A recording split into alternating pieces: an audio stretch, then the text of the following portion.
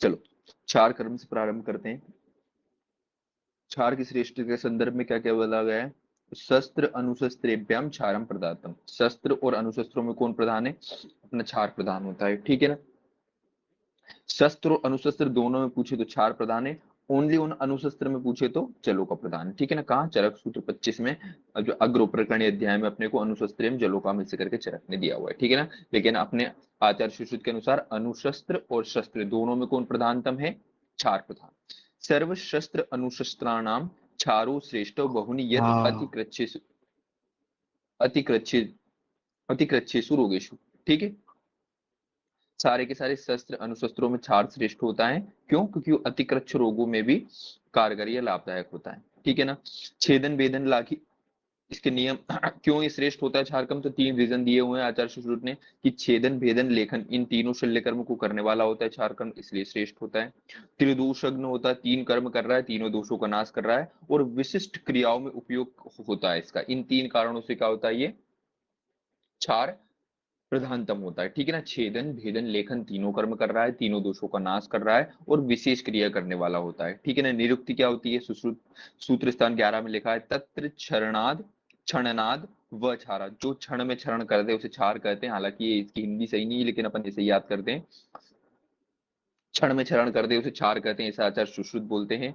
आचार्य चरक क्या बोलते हैं? छित्वा छित्वाशियात क्षारम क्षरत अद्यम, है ना। छित्वा छित्वा वाले श्लोक किसका है? चरक का है, अपने को याद है बचपन से, ठीक है ना। क्षरणात दुष्ट मांस आदि के क्षरण कटने से, क्षणनात् मतलब त्वचा मांस आदि के क्षणन या हिंसा करने से इसे क्षार कहते हैं। आचार्य चरक बोलते हैं क्षार जो होता है पुंसत्व उपघाता नाम श्रेष्ठम। क्षार पुंसत्व का उपघात करता है भैया ना। चरक सूत्र 27 में दे रखा है, ठीक है ना, कि क्षार जो होता है इसका अधिक प्रयोग नहीं करना चाहिए। क्षार के अधिक प्रयोग करने से पुंसत्व का नाश होता है। क्षार के गुण के क्या क्या है भैया? तो न औषधि संवायतम त्रिदोषग्नम शुक्ल सौमत्यात सौम्यम। शुक्ल और सौम्य दोनों गुण इसमें शुक्ल सौम्य होते हुए भी ये क्या होता है भैया? उष्ण कर्म करता है, ऐसा अपन ने देखा था, ठीक है ना। तो क्षार क्या होता है? कटु रस प्रधान होता है, ठीक है। अप्रधान रूप से इसमें लवण रस होता है और अम्ल रस रहित होता है, ठीक है ना। तो क्षार में क्या होता है भैया? कटु रस प्रधान होता है, वेरी इंपॉर्टेंट। इसमें अनियमित या अनुरस के रूप में क्या रहता है? लवण रस रहता है, ठीक है ना। और अम्ल रस लेस रहता है, बिना अम्ल रस की इसलिए अपन क्षार से, जब अत्यधिक क्षार के अतियोग की जो चिकित्सा होगी ना, वो अम्ल रस के द्रव्यों से इसकी चिकित्सा अपन करेंगे, ठीक है ना। आचार्य सुश्रुत भी यही बोलते हैं कटुस्त्रयो भूयिष्टम लवण अनुरसो। कटु इसमें रस होता है, लवण क्या होता है? अनुरस होता है। चरक भी यही बोलते हैं कटु लवणम भूयिष्टम, कटु रस होता है, लवण। दलहन थोड़ा सा उल्टा कर देते हैं, ललन बोलते हैं पंच रसे क्षारे कटु को अनुरोस लवणम, ठीक है ना। ये बोलते हैं लवण रस जो होता है वो प्रधान होता है, और कटु रस जो होता है वो अप्रधान होता है या अनुरूत है। दलहन थोड़ा सा वैसे वर्षा करते हैं। अष्टांग संग्रह ने भी कटु प्रधान किया, मतलब एक वर्ड में अपन बोले तो सब सारे आचार्यों ने जो होता है क्षार में जो होता है वो क्या होता है? कटु रस प्रधान बताया है, और इसमें अनुरस के रूप में लवण बताया गया है, ठीक है ना। सब के सब बोलते हैं इसमें क्या नहीं होता है? अम्ल रस नहीं होता।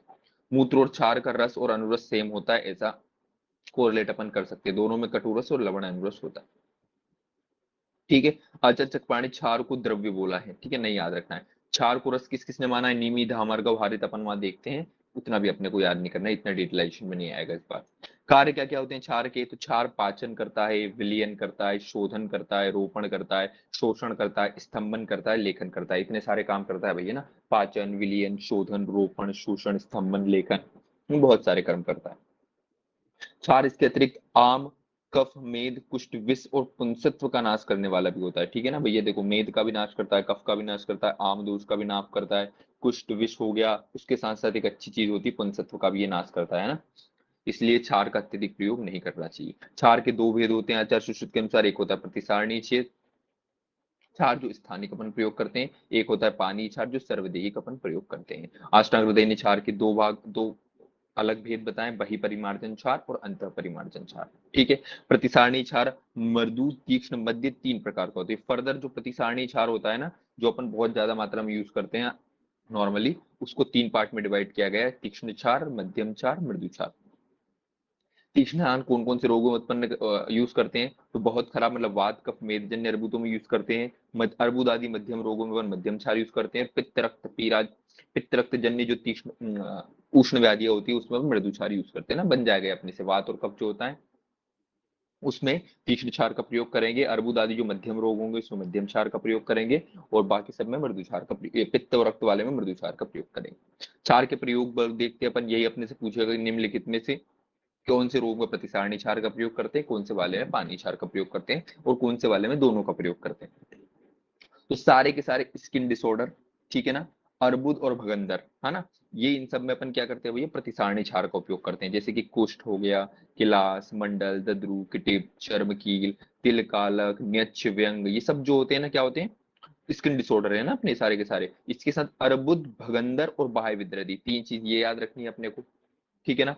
फिर पानी क्षार किस किस में यूज करेंगे, तो किस किस में, कृमि, अर्श और विष, ठीक है ना, इनको देखेंगे, इनमें दोनों क्षार यूज करेंगे भैया। ये प्रतिसारणी क्षार का एक लाइन छोड़ दी ना अपने, क्रमी, अर्श और विष। कवि में जो होता है ना बोथ, क्रमी वाले में, अर्श में और विष में, है ना, कवि में बोथ क्षार यूज करते हैं अपन, क्रमी, अर्श और विष, क्रमी, अर्श और विष, ठीक है ना। क के ए वी आई, क्रमी, अर्श और विष, इन तीनों में पानी क्षार भी यूज करते हैं, प्रतिसारणी क्षार भी यूज करते हैं। और सारे के सारे कौन से कोष्ठगत रोग, जैसे कि उदर रोग, अजीर्ण, अरुचि, अनाह, अग्निसंग, गुल्म, गर्विश, अश्मरी, शर्करा, आभ्यंतर विद्रदी, इन सब में अपन क्या करते हैं, पानी क्षार का प्रयोग करते हैं, ठीक है ना। ऑब्वियसली सारे देखने से पहचान लेंगे अपन, सिर्फ कंफ्यूजन नहीं होना है। क्रमी, अर्श, विष, कवि में जो होते हैं पानी क्षार भी यूज करते हैं, प्रतिसारणी क्षार भी यूज करते हैं, ठीक है। क्षार का प्रयोग विभिन्न रोगों में, अष्टांग हृदय भी बोलते हैं, अष्टांग हृदय बोलते हैं, वर्तमगत रोगों में कमल के पत्र के समान पतला लेप करेंगे। नासा अर्बुद में कमल के पत्र के समान पतला लेप करेंगे, लेकिन इसकी मात्रा थोड़ी सी क्या बढ़ा दी गई ना, नासाग्र को ऊपर उठा के 50 मात्रा। कान के अर्श में भी 50 अर्श के, मतलब इनने अलग अलग रोग बोल दिए कि इन तीन रोगों पर यूज कर सकते हैं। मृदु क्षार का पर्याय क्या होता है, अपन बचपन से देखते आ रहे, संव्योम बोलते हैं मृदु क्षार को, तीक्ष्ण क्षार को क्या बोलते हैं, पाक्य बोलते हैं, ठीक है ना। संव्योम किसको बोलते हैं, मृदु क्षार को, ठीक है। फिर मध्यम क्षार को भी कुछ बोलेंगे आगे चल के ना। क्षार का निर्माण कैसा होता है, तो क्षार का संग्रह कब करते हैं, सबको पता है भैया, क्षार का संग्रह अपन कौन सी ऋतु में करते हैं, शरद ऋतु में। क्यों, शरद ऋतु में पित्त का प्रकोप होता है, क्षार अपने को तीक्ष्ण चाहिए होता है ना, कि अच्छा काम करे, इसलिए शरद ऋतु में उसका ग्रहण करते हैं। वृक्ष की आयु मध्यम आयु का वृक्ष हो, एकदम मुश्क सूखा हुआ वृक्ष हो। क्षार और जल का अनुपात कैसे मिलाते हैं, आचार्य सुश्रुत 4 से 6 ऐसे करके याद करवाया था। तो क्षार और जल का अनुपात, क्षार में 1:6 होता है, षाड़ंग थोड़ा सा कम कर देते हैं, 1:4 होता है। यादव जी, तिक्रमबी जी और रस्तरंगिणी भी 1:4, 1:4, है ना। तो सुश्रुत सिर्फ 6 करते हैं, बाकी सब 1:4, 1:4 करते हैं, ओके। क्षार को तीक्ष्ण बनाने के लिए जल की जगह गो आदि का मूत्र लेना चाहिए, उसमें घोलकर उस पानी को 21 बार छान लेना चाहिए। वाग्भट ने क्षार के निर्माण में गोमूत्र और जल को समान मात्रा में डालने को कहा है ना। अगर क्षार को आपको तीक्ष्ण ही बनाना है तो पानी जो ले रहे हैं ना 6 भाग, उसकी जगह आप गोमूत्र डाल दो, ऐसा कुछ डाल दो कि क्षार की तीक्ष्णता थोड़ी बढ़ जाए, ठीक है ना। क्षार का संग्रह याद रखना कौन सी ऋतु में करते हैं, शरद ऋतु में, तीक्ष्णता बढ़ाने के। लवण और क्षार जो होते हैं अविशंदी होते हैं, दधि अभिशंदी होता है। शिव सेंधव का पर्याय होता है, क्षार का गुण होता है, शिवादित्य होता है, ये सब अपने को याद है। फिर अग्नि का प्रज्वलन, पहला अपन ने क्या देख लिया, क्षार का संग्रह कर लिया, उसमें पानी डाल के पका वका लिया अच्छे से। फिर अग्नि प्रज्वलन काय से करते हैं, अग्नि प्रज्वलन तिल नाल से करते हैं भैया, ठीक है ना। तो ऐसा पूछा जाएगा, क्षार के निर्माण में जो अग्नि जलाते हैं, जो लकड़ी वकड़ी डालते हैं, वो कौन सी डालते हैं, तिल नाल के डालते हैं ना। तो क्षार के निर्माण में अग्नि का प्रज्वलन कैसे करते हैं, तिलनाल से करते हैं ना। तिलनाल दिप्यात शक्यति अतिशयो भवती, ऐसा डलन साहब बोलते हैं। मध्यम क्षार के निर्माण के लिए उसमें कट शर्करा, भस्म शर्करा, जल शुक्ली, शंख नाभि आदि का प्रतिवाप पे डालना है, ठीक है ना। कितना प्रतिवाप पे डालते हैं, मात्रा ने लिखे, अपन लिख लेंगे 8 पल डालते हैं, ठीक है ना। अगर इसी को मध्यम क्षार बना दिया अपन ने, मृदु की जगह 8 पल ये सब डाल के, इसी 8 पल में अपन क्या डाल देंगे आगे चल के, मतलब ये सब प्रतिवाप तो डाला ही डाला, इन सब के अलावा दंती, द्रवंती, चित्रक, ताम्रपत्ती, हिंगू, वचा, अति विशाल, लांगली, ये सब ऐड कर देंगे, ठीक है ना। ये सब ऐड कर देंगे तो वो क्या बन जाएगा, तीक्ष्ण क्षार बन जाएगा, याद रख लेना। दंती सब देखो विरेचक है, दंती, द्रवंती, चित्रक, कांग, सब उष्णवीर्य वाले द्रव है ना, ये उष्णवीर्य वाले द्रव डाल देंगे तो क्या बन जाएगा, तीक्ष्ण क्षार बन जाएगा। मृदु क्षार में कोई भी प्रतिवाप नहीं डाला जाता है ना, कोई प्रतिवाप नहीं डाल रहे मतलब मृदु क्षार है।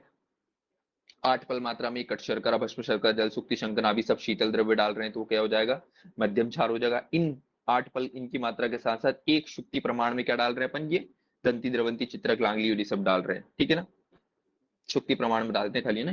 फिर मध्यम क्षार में 8 पल प्रतिवाप डालते हैं, वो मैंने ऊपर लिख दिया है वहां पे। तीक्ष्ण क्षार में 8 पल प्रतिवाप इनका तो डालते ही डालते हैं, इसके अलावा दंती आदि जो द्रव अपन ने देखा है, दंती, चित्र, लांगली और ये सब शुक्ति प्रमाण में डालते हैं, ठीक है ना। तो मृदु क्षार में अपन ने कोई प्रतिवाप नहीं डाला, मध्यम क्षार में अपन ने 8 पल प्रतिवाप डाला इन सबका। तीक्ष्ण में 8 पल प्रतिभा प्लस 1 शुक्ति मात्रा में क्या डाल दिया अपन ने, दंती आदि द्रव्य डाल दी। निर्माण के कितने दिन बाद प्रयोग करते हैं, वेरी वेरी इंपॉर्टेंट प्रश्न आया हुआ है। तो क्षार के निर्माण के 1 सप्ताह बाद, मतलब 7 दिन बाद प्रयोग में लाया जाता है ना। अभी मैं पेपर सोल्व कर रहा था तो वहीं कहीं ना कहीं प्रश्न आया हुआ है, ठीक है ना, कि क्षार के निर्माण या बनने के बाद कितने समय बाद इसको प्रयोग में लाया जा सकता है ना। वेरी वेरी इंपॉर्टेंट प्रश्न आया है भैया ये। तो 7 दिन बाद अपन क्षार को यूज कर सकते हैं, ठीक है, डायरेक्ट नहीं किया, बना और ये कर दिया, 7 दिन तक अच्छे से सुखाना है फिर। रोहित सिंह, ठीक है। तो अपन देखते हैं क्या बोलते हैं, क्षार के गुण देखते हैं। तो क्षार के गुण आचार्य सुश्रुत ने 8 बताए हैं, आचार्य वाग्भट ने 2 एक्स्ट्रा बता दिए। शिखरी और सुख निर्वाह पे देखते हैं कौन कौन से होते हैं, बहुत इजी है ना, याद करने नहीं बैठना है। न अति तीक्ष्ण होना चाहिए क्षार, न अति मृदु होना चाहिए, शुक्ल होना चाहिए, लक्षण होना चाहिए, पिच्छल होना चाहिए, अविशंदी, अविशंदी मूत्र और क्षार दोनों के गुण होते हैं ना, लवण और क्षार, सॉरी। सौम्य, ये संस्कृत के लिए शिव वर्ड आया है, इसके लिए शीघ्रकारी होना चाहिए ना। 2 स्पेशल, शिखरी और सुख निर्वाप्य, ये किसने माने, वाग्भट ने माने, किसके, क्षार के गुण माने, ठीक है ना। क्षार के दोष कितने होते हैं भैया, 9 होते हैं, बस संख्या के कुछ नहीं याद रखना ना। अति मधु, अति मृदु, अति तीक्ष्ण, अति श्वेत, अति उष्ण, अति पिच्छल, सर्पित, सांद्र, अपक्व, हीन द्रव्यों से निर्मित, अति तनु, ऐसे करके इजीली बन जाएगा अपने से। क्षार दग्ध का लक्षण तो एक बस याद रखना है, अच्छी प्रकार से कृष्णता, है ना। अगर कहीं पे अपन ने क्षार डाला और वो काला हो गया तो उसे अपन क्या बोलेंगे, सम्यक क्षार दग्ध के लक्षण सुश्रुत के अकॉर्डिंग मानेंगे। वाग्भट ने इसी को पक्व जम्बू समवर्ण लिया ना, पके हुए जामुन के जैसा अगर काला हो जाएगा, सुश्रुत ने सिंपल काला बोला। वाग्भट बोलते हैं पके हुए जम्बू वर्ण के समान अगर काला हो गया तो वो सम्यक क्षार दग्ध का लक्षण है। क्षार की अवधि कितनी होती है, तो एरेंडनाल पे टेस्टिंग अपन करते हैं भैया, एरेंडनाल लाए उस पर क्षार पातन करेंगे, 100 मात्रा तक प्रतीक्षा करेंगे। अगर 100 गिनने की पूर्व एरेंडनाल जल गई तो वो तीक्ष्ण है, 100 गिनने के पूर्व ही जल, सॉरी 100 गिनने के पूर्व ही जल गया तो उसको अति तीक्ष्ण क्षार बोलेंगे। 100 गिनने पे बराबर 100 पे जल रहा है मतलब उसको तीक्ष्ण बोलेंगे, और 100 गिनने के बाद भी एरंडाल नहीं जला उसको अति मृदु बोलेंगे ना। मतलब ये 3 ही परीक्षा दी गई है ना। 100 मात्रा से पहले अगर वो कमल एरंडाल पूरी की पूरी जल गई, समझ लो वो अति तीक्ष्ण है। 100 बराबर 100 गिरने तक अगर जल रही है तो वो तीक्ष्ण है, और 100 गिनने के बाद भी अगर नहीं जल रहा है तो मृदु, अपना सॉरी अति मृदु क्षार होता है। अगर बहुत ज्यादा अतिदग्ध हो गया क्षार से तो उसकी चिकित्सा कैसे करेंगे, अम्ल वर्गम शमनम सर्पी मधु संयुक्तम, अम्ल वर्ग के द्रव्यों के साथ सर्पी और मधु को सिद्ध करके अपन वहां पे चिकित्सा करेंगे ना। ऑब्वियसली क्षार है भैया, बेस है, उसको कंट्रोल कैसे करेंगे अपन, एसिड से करेंगे। फिर अपन देखते हैं पानी क्षार की मात्रा कितनी होती है, वेरी वेरी इंपॉर्टेंट, अपने को एमटीआर होनी चाहिए, मुझे तो रटल वाला होना चाहिए भैया, ठीक है ना। तो ऐसे मैंने याद करवाया था, पानी क्षार और इन सबको अपन ने कर्ष में बदल लिया था, किसमें बदल लिया था, कर्ष में बदल लिया था। क्षीण से चालू करेंगे, मध्यम और उत्तम, है ना। तो 2 कश, 3 कश, 4 कश, ये पानी क्षार की मात्रा होती है। तो मैंने बोला था लगा सकते ज्यादा है कि पी सकते ज्यादा है ना। तो पी कम सकते हैं, लगा ज्यादा सकते हैं, इसे लगाने वाला जो है 2 4 8 होता है, कर्ष में सारी सारी मात्रा ना, अपन कन्वर्ट कर लेना भैया उसको, क्या बोलते हैं उसमें, पल में कन्वर्ट कर लेना ना। 2 4 8 अपन ने देखा किसमें, 3 से उत्तम मात्रा कर्ष में, और 2 3 4 देखा अपन ने पानी क्षार की मात्रा, ठीक है ना। तो अगर पल में कन्वर्ट कर लेंगे भैया तो ये आधा पल, 3 कर्ष मतलब इसको पल में जैसे तैसे वो कर लेना, और 4 कर्ष, है ना। अपन कर्ष में याद रखेंगे क्योंकि श्लोक में भी अपने क्या दे रखी है, कर्ष में दे रखी है, ठीक है। 2 3 4 होती है अपनी किसकी, पानी क्षार की मात्रा, और 2 4 8 डबल जो होती है, लगातार जो वाली होती है वो किसकी होती है, पानी की, और डबल डबल कर रहे हैं अपन उसको, किसकी होती है, प्रतिसारणी। ऑब्वियसली प्रतिसारणी क्षार जो लगाने वाला लगा, क्षार की मात्रा ज्यादा सकते हैं, पी कम सकते हैं, इसलिए 2 3 4 कर्ष, 2 4 और 8 कर्ष, है ना। मतलब आधा पल, 1 पल, 2 पल, ये हो जाएगी प्रतिसारणी क्षार की मात्रा, ठीक है। अब देखते हैं अपन क्या समयक योग देखते हैं। तो समयक दग्धे विकारा प्रशमो लाघवम वमनम स्त्रावस्य, कुछ नहीं, सम्यक रोग में क्या, सम्यक दग्ध में विकार की शांति हो जाएगी, शरीर में एकदम लघुता हो जाएगी और स्त्राव कुछ नहीं निकलेगा। हीन दग्ध में कंडू जड़ता आ जाएगी, व्याधि की वृद्धि हो जाएगी। और अति योग याद रखना, अति योग में दाह, पाक, राग, स्त्राव, अंगमर्द, क्लम, पिपासा, मूर्छा, मरणम, है ना। अंधा भी कोई पहचान लेगा कि अति योग के लक्षण क्या है।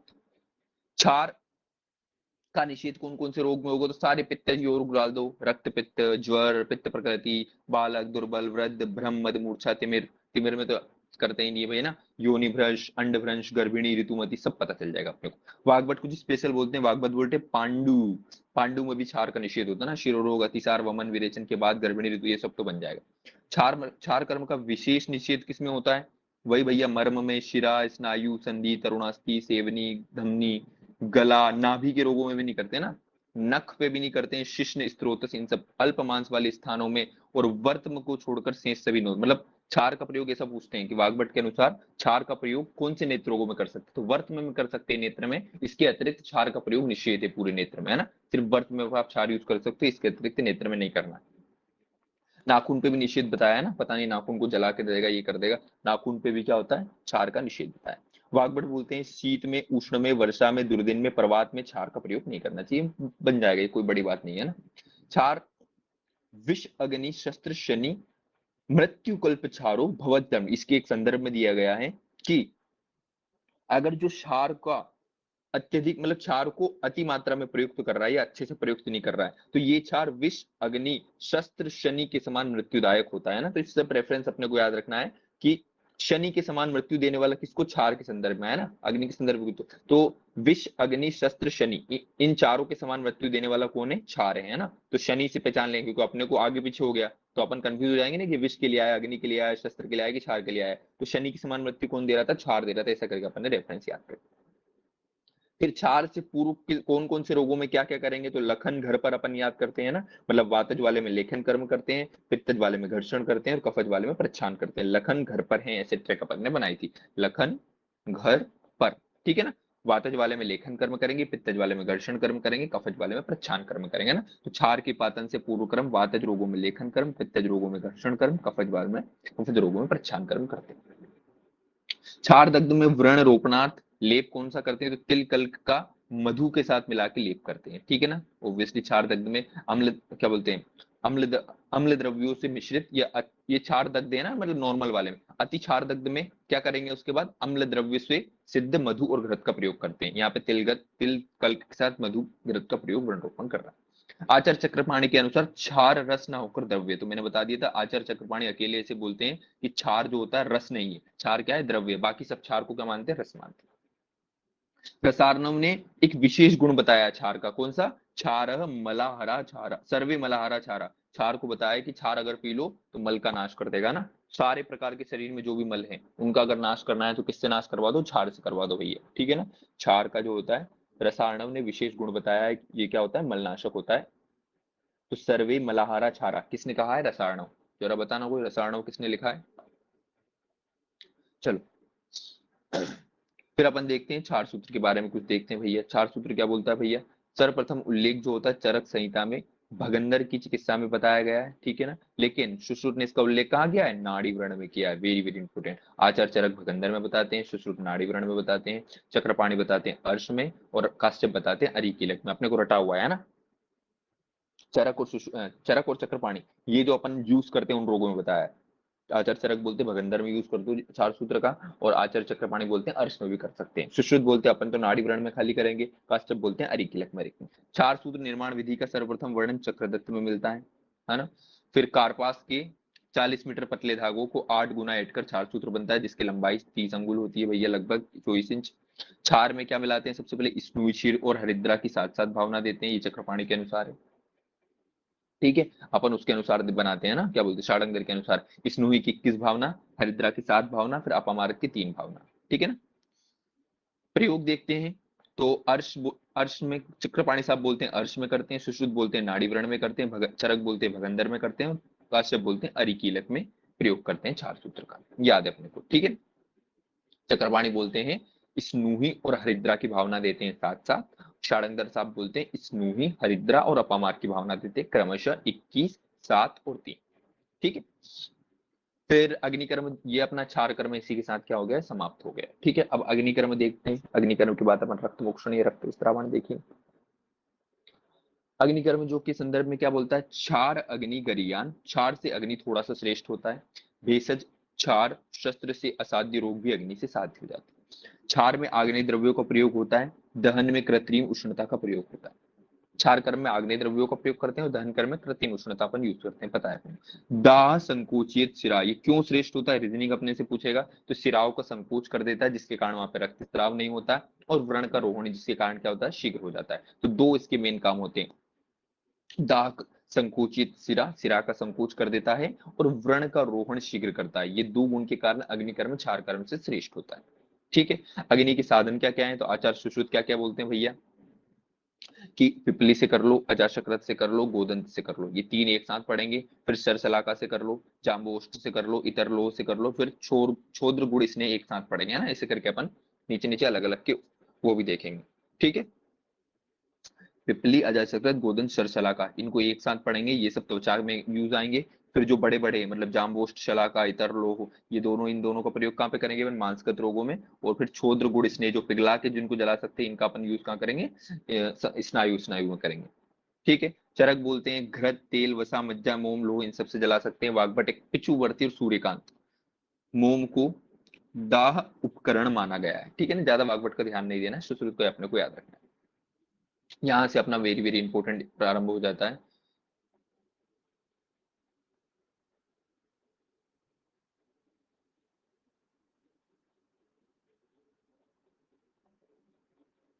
ठीक है।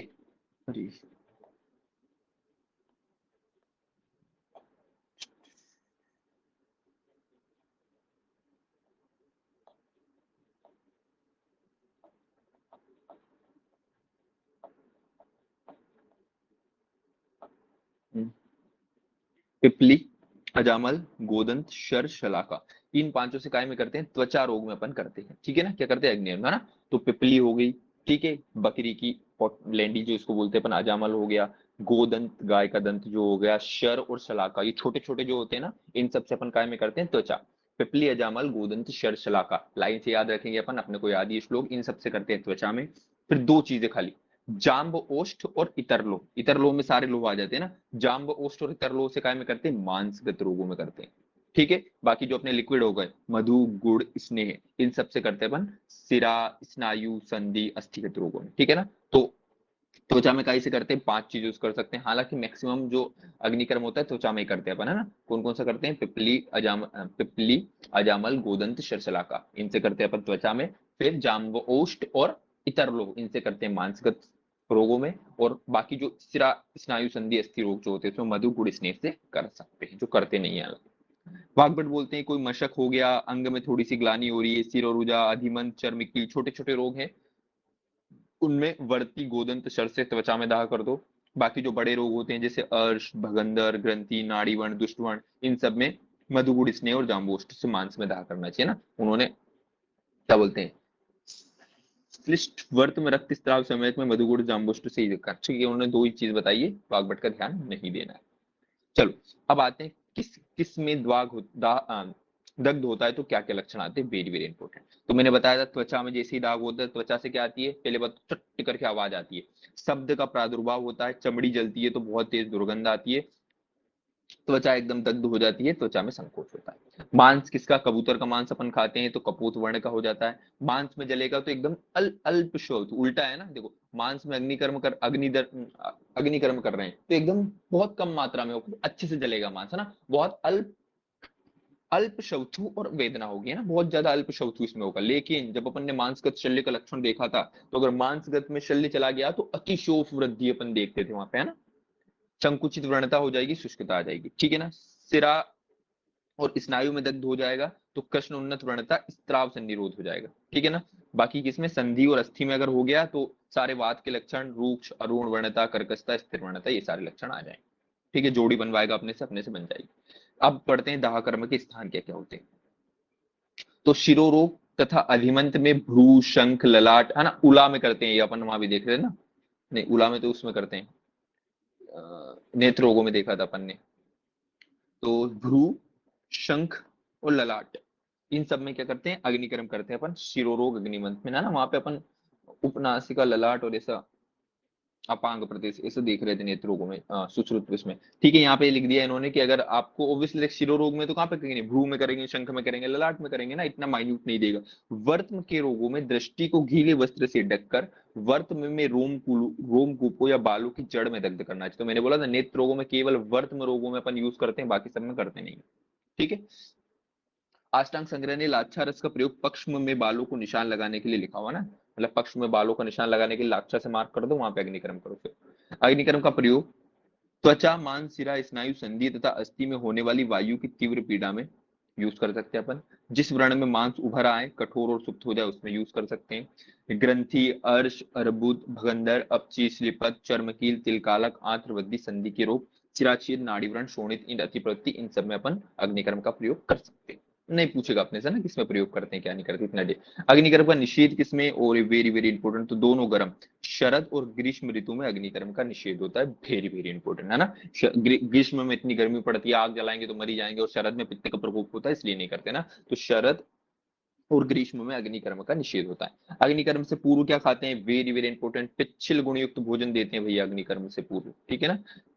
जैसे जलोका कर्म करने से पहले अपन यवागु अन्नपान करवाते हैं जलोका से पहले, वैसे ही अग्निकर्म से पहले क्या देते हैं, पिच्छिल गुणयुक्त भोजन देते हैं, वेरी वेरी इंपॉर्टेंट, ठीक है ना। जलोका से पहले यवागु, जलोका बोल रहा हूँ यार, रक्त मोक्षण के पूर्व यवागुपान करते हैं, वैसे ही अग्निकर्म के पूर्व क्या करते हैं, पिच्छिल गुणयुक्त भोजन या पिच्छिल भोजन का सेवन करते हैं। अभुक्त अग्निकर्म किसमें करते हैं, तो उसकी माँ उसका मामा भागा में अपन अभुक्त शस्त्र कर्म देखा अपन ने, उसकी माँ भागी या खाली माँ भागी, उसकी नहीं, माँ भागी में कौन सा एक माँ हट जाएगा, तो मूड गर्भ वाला हट जाएगा, मतलब मुख रोग में, अर्श में, अश्मरी में और भगंदर में। माँ भागी में क्या करते हैं, भूखे पेट अग्निकर्म अपन करते हैं। अग्निकर्म के प्रकार कितने आचार्य सुश्रुत के अनुसार, तो 4 प्रकार होता है, बिंदु, वलय, विलेखा, प्रतिसारण, 3 प्रकार, ये 4 प्रकार के दहन होते हैं ना, वी कर अपन ऐसे याद कर रहा था, बिंदु, वलय, विलेखा और प्रतिसारण, अपने को 2-4 बार में ये याद हो गए थे ना। बिंदु प्रकार, बिंदु, वलय, विलेखा और प्रतिसारणी, 4 प्रकार के क्या होता है, अग्निकर्म या दहन विशेष अपने पास होता है। देखते हैं क्या क्या होता है भैया। तो इन बिंदु, वलय, बिंदु, विलेखा और प्रतिसारण, इन तीनों में 3 चीजें एक्स्ट्रा अष्टांग संग्रह ने फिर कर दी है, ठीक है ना। जैसे अपन ने अनुशस्त्रों में भी 3 बढ़ा दिए थे, वैसे इन्होंने इसमें भी 3 बढ़ाए, स्वस्तिक आकार का अग्निकर्म भी कर दो, अर्धचंद्राकार का कर दो और अष्टापदाकार का कर दो। ये कौन बोलते हैं, स्वस्तिक, अर्धचंद्र, अष्टापद, स्पेशल है अष्टांग संग्रह जी। द्रव्य अनुसार दग्ध के भेद करेंगे तो एक होता है रुक्ष, तप्त ठोस पदार्थ हो या अग्नि की ज्वाला से बले हुए को रुक्ष दग्ध कहते हैं। वैसे स्निग्ध दग्ध होता है जिस तेल वेल से जलाते हैं ना, संतप्त जल, तेल आदि द्रव्य पदार्थों से या गैस की हवा से जले को द्रव्य दग्ध या स्निग्ध दग्ध कहते हैं, ठीक है, मॉडर्न का है इसलिए इंपोर्टेंट नहीं। अग्निकर्म का निषेध ओब्वियसली बच्चा भी कोई बना देगा ना, पित्त प्रकृति वाला, रक्त पित्त प्रकृति वाला, भिन्न कोष्ठ मतलब अतिसार वाला, सशल्य जिसमें शल्य अंदर है, दुर्बल, बालक, वृद्ध, भीरु, अनेक व्रण वाला, याद रखना ना, जिसको अनेक व्रण है उसको भी अग्निकर्म नहीं करना है ना। अस्वेद्य रोगी जिसमें स्वेदन कर्म के निषेध है, ऐसे सारे रोगों में क्या करते हैं, अग्निकर्म नहीं करते। अष्टांग हृदय ने भिन्न कोष्ठ का अर्थ कोष्ठ विदीर्ण से लिया है, जबकि सुश्रुत ने अतिसार माना है, अपने को अतिसारी मानना है ना, वाग्भट से अपने को कोई मतलब नहीं है। चरक बोलते हैं न अग्निकर्म उपदेश टू नेत्र कुष्ठ व्रणेशु, ओब्वियसली नेत्र रोगों में, कुष्ठ रोगों में और वर्ण के रोगों में क्या करना है अपने को, अग्निकर्म नहीं देना है, ऐसा आचार्य चरक भी बोलते हैं। ओब्वियसली नेत्र में कहाँ अग्निकर्म करते हैं, कोई नहीं करता है, पागल है वही करेगा भैया, खाली वर्तमगत रोगों में अगर करना है तो कर लो, ये सुश्रुत कर देते हैं, चरक की तो उतनी हिम्मत नहीं हुई, कुष्ठ में भी नहीं करो, व्रण में भी नहीं करो। फिर अग्निदाह की प्रक्रिया क्या होती है, तो अग्निदाह में सबसे पहले रक्त कुपित होता है, फिर पित्त कुपित होती है, फिर तीव्र वेदना, विदा, छाले, ज्वर उत्पत्ति है ना। अगर अग्नि से जल गया है कोई बहुत ज्यादा तो ऐसी प्रक्रिया होती है ना, सबसे पहले रक्त कुपित होता है, फिर पित्त कुपित होता है, तीव्र वेदना, जो छाले, ज्वर उत्पत्ति हो जाए। उष्ण दग्ध के लक्षण क्या होते हैं भैया, उष्ण स्नेह सूक्ष्म सिराओं का अनुसरण करते हुए त्वचा आदि में घुसकर शीघ्र जलाती हैं, जिससे अधिक पीड़ा होती है। स्नेह दग्धे रुजा भवंती, अगर किसी को स्नेह से जल गया है तो उसकी चिकित्सा कैसे करते हैं, रुक्ष चिकित्सा करते हैं ना, अभी नीचे अपन पढ़ेंगे। सबसे ज्यादा अगर वेदना कहीं होती है किस दग्ध में होती है, तो स्नेह दग्ध में होती है ना, गर्म तेल से जो जलता है ना, उतना आग से भी बुरा जलता है गर्म तेल से, ठीक है। आचार्य सुश्रुत के अनुसार अग्निदग्ध के 4 प्रकार देखते हैं, तो कौन कौन से भैया, प्लुष्ट, दुर्दग्ध, सम्यक, अतिदग्ध, अपने को रटे हुए है ना। प्लुष्ट को अपन ने कैसे याद किया था भैया, ठीक है ना।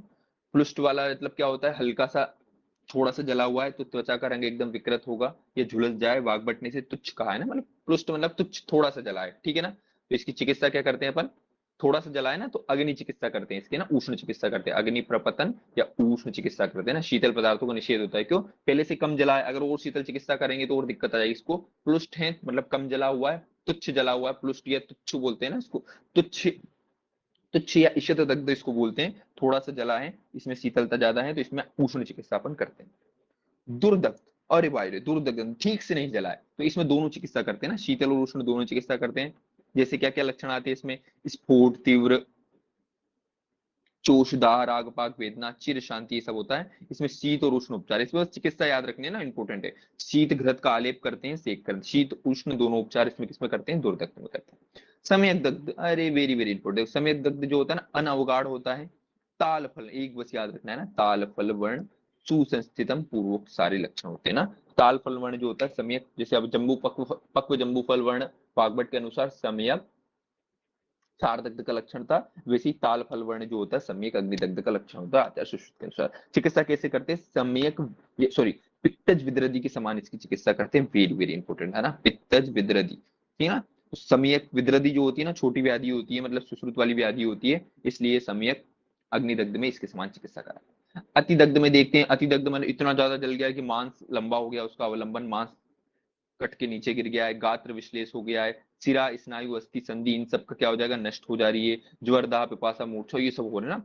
व्रणश्च क्षीण रोहती रूढ़ विवर्ण, व्रण वो लंबे समय में भरेगा, रूढ़ता आ जाएगी, इतने सब टिपिकल टिपिकल लक्षण ये सब किसके? अतिदग्ध के। इसमें क्या करेंगे? जो विशीर्ण मान, जो मांस अपना अवलंबन हो गया है, गात्र विश्लेष तो लटक के नीचे आ गया है, उस विशीर्ण मान को काट के हटा देंगे और फिर यहाँ पे शीतल उपचार करेंगे और पित्तज विसर्प समान चिकित्सा करेंगे। कंफ्यूज नहीं होना भैया, सम्यक अग्निदग्ध में पित्तज विद्रदी की समान चिकित्सा करेंगे और अतिदग्ध में पित्तज विसर्प की समान। क्यों? क्योंकि सुश्रुत विद्रदी को अच्छे से वर्णन किया ना आचार्य सुश्रुत ने, इसलिए उसको सम्यक वाले में रखा। विसर्प तो चरक क्या व्याधि है, ठीक है ना। ये अपने क्या हो गए? प्लुष्ट दग्ध, दुर्दग्ध, सम्यक दग्ध और अतिदग्ध, तीनों चार प्रकार, सॉरी चारों प्रकार के सुश्रुत के अनुसार अग्निदग्ध अपन ने पढ़ लिए, ठीक है। अब वाग्भट के अनुसार चारों प्रकार के अग्निदग्ध पढ़ते हैं, तो इन्होंने प्लुष्ट का नाम बदल के तुच्छ कर दिया, दुर्दग्ध सेम टू सेम रखा, सम्यक सेम टू सेम रखा, अतिदग्ध ऐसा कैसा रखा। तुच्छ बोलते हैं इसमें त्वचा में विवर्णता आ जाएगी। अतिशय दाह न होना, देखो न कटा हुआ है ना, अतिशय दाह नहीं होना। स्फोट समुद्रम, इसमें अग्नि से सेक करेंगे और उष्ण चिकित्सा, इनमें शीतल चिकित्सा, इसमें उष्ण चिकित्सा इन्होंने भी सेम टू सेम बोली है ना। दुर्दग्ध में वही बोला, अति दाह होगा, तीव्र होगी, सबके बारी बारी, कभी शीतल कभी उष्ण चिकित्सा, सेम टू सेम। पक्वताल कपोत, पक्वताल के साथ साथ इन्होंने कपोताप भी बोल दिया है, ठीक है ना। सुरोह न अति वेदना सेम टू सेम बोला है, पित्तज विद्रद चिकित्सा सेम टू सेम बोला है, मांस अवलंबन संकुच दाह वेदना सिरा आदि का अति नष्ट होना गंभीर वर्ण सेम टू सेम बोला है ना, पित्तज विसर्प के समान चिकित्सा। वाग्भट ने कुछ बस नाम बदल दिया है, तुच्छ बोल दिया है पृष्ठ की जगह। अग्निदग्ध के चार प्रकार हो गए। अग्निदग्ध हो गया है, उसके उपरांत क्या करेंगे अपन? तो मधुयिष्ट रोपक घृत देंगे ना, मोम की चिकित्सा उसमें थोड़ा करेंगे, मोम लगा देंगे। सभी प्रकार के अग्निदग्ध में उत्तम कौन है? रोपक घृत है। रोपक घृत का मेन कंटेंट क्या होता है? मोम होता है, या मधुचिष्ट जिसको बोलते हैं संस्कृत में वो होता है। फिर सम्यक दग्धे मधुसर्पी मोम अभ्यंग, मतलब मधुसर्पी का अभ्यंग करना है सम्यक दग्ध में ना, मधुसर्पी का अभ्यंग करना है, आचार्य सुश्रुत ऐसा बोलते हैं। सम्यक अग्निदग्ध में वर्ण कैसा होता है? पक्वताल फल या कपोत वर्ण का, पक्वताल बल सुश्रुत बोलते हैं, कपोत इसमें वाग्भट भी ऐड कर देते हैं। उष्ण वात आतप दग्ध, अगर किसी उष्णता से या सनस्ट्रोक हुआ है, उष्ण वात आतप दग्ध, तो शीतल उपचार करेंगे। शीत अनिल आदि दग्ध हुआ है ना, कोल्ड स्ट्रोक हुआ है, तो उष्ण सिग्ध उपचार करेंगे, मॉडर्न का सारा ना। और आकाश की बिजली गिरने से या इंद्राग्नि दग्ध हुआ है, तो इसने अभ्यंग प्रदेश और ये सारी चिकित्सा। धूमपथ के बारे में दिखा गया है। धूमप तो क्या बोलते हैं भैया? इसमें श्वास केंद्र प्रभावित होता है, जिसमें श्वास कृच्छता, आक्षेप, अवसाद ये तीनों क्रमशः उत्पन्न होती है। लक्षण क्या होती है धूमपथ में? श्वास कृच्छता, छींक, अधिमान, काश, चक्षु परिधा, इन सब में दुर्बलता, श्वास की धूम्र, तो मैंने बोला था धूमवत में श्रृंगार नष्ट हो जाता है। श्रृंगार मतलब क्या क्या? श्रवण, गंध और रस तीनों का नाश हो जाता है भाई इसमें, ठीक है ना। लिखा है ना, गंध का ज्ञान ना होना, रस का ज्ञान ना होना, श्रवण शक्ति का ज्ञान ना होना, ये किसका लक्षण होता है? धूमवत का होता है आचार्य सुश्रुत के अनुसार, ठीक है ना। फिर इसमें देखते हैं अपन इसकी चिकित्सा क्या करते हैं? विकास, धूमवत की चिकित्सा विकास करते हैं। सबसे पहले वमन देंगे, फिर कवल देंगे और फिर आखिरी में शिरोविरेचन दे देंगे, ठीक है ना। तो धूमोपथ में जो होता है सिर्फ दो चीज याद करनी है, श्रृंगार इसमें लक्षण आता है, श्रवण का, गंध का, रस का, इन सब का ज्ञान नष्ट हो जाता है। विकास इसकी चिकित्सा करते हैं, वमन देते हैं सबसे पहले, फिर कवल और फिर शिरोविरेचन दे देते हैं, ठीक है ना। स्नेक करें, ठीक है। दुर्दग्ध किस में आता है? दुर्दग्ध में अतिदाह आता है और तुच्छ में वाग्भट के अनुसार। इतना डिटेल इस बार नहीं पूछे, इस बार अपने को इतना डिटेल पढ़ना ही नहीं है, ठीक है ना। अपन ने देखा था चालक तंत्र में पीनस अपीनस इन दोनों में रस और गंध का ज्ञान नहीं हो रहा था, ठीक है ना। बाकी दुष्ट प्रतिशय और रक्त प्रतिशय में केवल गंध का ज्ञान नहीं हो रहा था, ठीक है ना। और धूमवत में तीनों को ज्ञान नहीं हो रहा है ना, ये अपन वहां पे डिटेल में देख के आए। पीनस अपीनस जो होता है उसमें रस और गंध का ज्ञान नहीं हो रहा था। दुष्ट प्रतिशय रक्त प्रतिशय में केवल गंध का ज्ञान नहीं हो रहा था, और धूमोपथ में तीनों का ज्ञान नहीं हो रहा है, ठीक है, ये अपना क्या हो गया, पूरा का पूरा अग्निक्रम अपना खत्म हो गया। ठीक है ना। अब अपन पढ़ते हैं कौन सा, जलोका उच्चारण। थोड़ा सा जल का पान कर लिया जाए फिर पढ़ता है।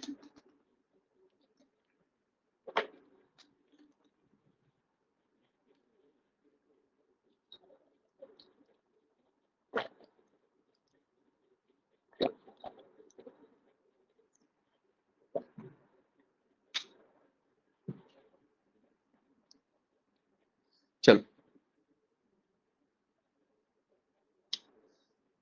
आचार्य सूत्र ने जलोका का वर्णन सूत्र स्थान के 13वें अध्याय में किया है। आचार्य चरक ने जलोका का स्वतंत्र वर्णन नहीं किया है। चिकित्सा प्रकरण में कुष्ठ, वात रक्त आदि अनेक स्थलों पर रक्त मोक्षण के संदर्भ में जलोका का प्रयोग बताया है। अग्रिय प्रकरण में चरक ने जलोका को अनुशस्त्रों में श्रेष्ठ बताया।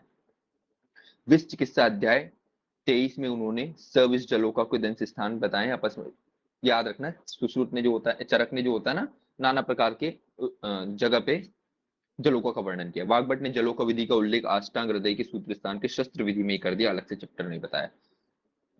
जलोका जो होते हैं, इसी को जलोका, जोक, लीच, हिरुडीन इसमें निकलता है, सब अपने को पता है। सूत्र 13 में श्लोक आता है, परम सुकुमारयो शोणित अवसेचनो पायो अभिहितम जलोका। जो परम सुकुमार लोग होते हैं उनमें शोणित अवसेचन करने के लिए जलोका काफी हितकारी होती है। जलोका सुखी रखते हैं, अष्टांग हृदय बोलते हैं सुखी, जो बहुत ज्यादा सुखी व्यक्ति होते हैं, बहुत ज्यादा सुकुमार व्यक्ति होते हैं, उनमें अपन जलोका का यूज करते हैं। ठीक है ना। निरुक्ति देखते हैं इसमें अपन, जलायु का, जल में आयु होती है इसलिए इसको जलायु का है, तो बोलते हैं जल ओकस, जिसका जल में घर है इसलिए इसको जलोकस कहते हैं। उपयोगी किस किस में, नृप में, बालक में, वृद्ध में, भीरू में, दुर्बल में, नारी में, सुकुमार हेतु जैसे इंपोर्टेंट होती है। फिर अलग अलग रक्त मोक्षण के साधन दे गए हैं। वात वाले में काय से करना चाहिए अपने को, श्रृंग से करना चाहिए। पित्त वाले में काय से करना चाहिए, जलोका से करना चाहिए। कफ वाले में काय से करना चाहिए, अलाबू से करना चाहिए, ऐसा बोला जाता है। श्रृंग जो होता है इसमें रक्त स्त्राण कितना, 10 अंगुल तक कर सकते हैं।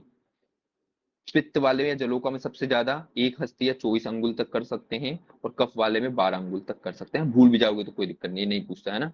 परिणाम अष्टांग हृदय बोलते हैं ना, वहां भी मैंने बताया था क्या बोलेंगे। जो श्रृंग जो होता है 18 अंगुल लंबा और 3 अंगुल परिधि में गोल होता है। ठीक है ना। तो श्रृंग जो होता है ना, गाय का सींग 18 अंगुल लंबा होता है। वैसे अलाबू जो होता है वो 12 अंगुल लंबा होता है, लेकिन चौड़ा ज्यादा। 18 अंगुल क्या होता है, मोटा होता है। तो एक 18 अंगुल लंबा है, गाय का सींग लंबा रहेगा। कफ अलाबू अपन ने देखा ना, वो क्या होता है, चौड़ा होता है। तो वो 18 अंगुल चौड़ा होता है, ऐसा अपन ने देखा। जलों का यहाँ खड़े तो बदलती रहती है। फिर मैंने बताया था साधन के गुण, कौन से गुण के कारण ये वात का नाश करता है, कौन से गुण के कारण पित्त का, और कौन से गुण के कारण कफ का। तो यूएसएम मैंने याद करवाया था, उष्ण स्निग्ध मधुर गुण के कारण वात का नाश करता है श्रृंग।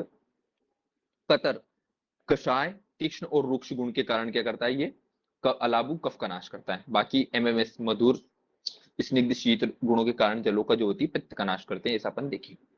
ठीक है। श्रृंग के दोनों ओर छिद्र होने के कारण, होने से मुख द्वारा चूषण करते हैं, किंतु अलाबू एक मुखी होने से उसके भीतर दीपाग्नि, जो अपन ने डिटेल में पढ़ाया ना, इस श्रृंग के दोनों तरफ छेद होता है, इतना बस याद रखना। अलाबू के एक तरफ छेद होता है, इसलिए अंदर अपने को दिया जला के रखना पड़ता है, वो वैक्यूम क्रिएट करके निकालता है।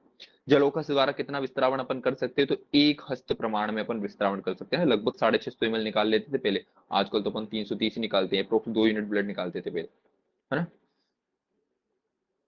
निर्विष जलोकाओं के प्रशस्त क्षेत्र कौन कौन से होते हैं, यवन, पांडय, सहय, पोतन, ये सब पढ़ते हैं, नहीं आएगा है ना। जलों को रख रखा हुआ कैसे करते हैं भैया, एक नवीन साफ घड़े में सरोवर का जल, कुछ कीचड़ भी उसमें छोड़ देंगे। हर तीसरे, हाँ कब कब बदलना है, तो हर तीसरे दिन पानी बदलना है, हर 7 दिन में घड़ा बदलना है। भोजन क्या क्या देते हैं अपन, है ना, वल्लूर, शेवाल, करोकू, ये सब भोजन के लिए डालते रहते हैं उसमें। जब जो उस स्थान पे चिपक जाती है तो कैसे बनती है, घोड़े के सुर के खुर के आकार का मुंह बनाती है ना, स्कंद ऊपर करके, स्कंद को थोड़ा ऊंचा करके रक्त पीने लगती है।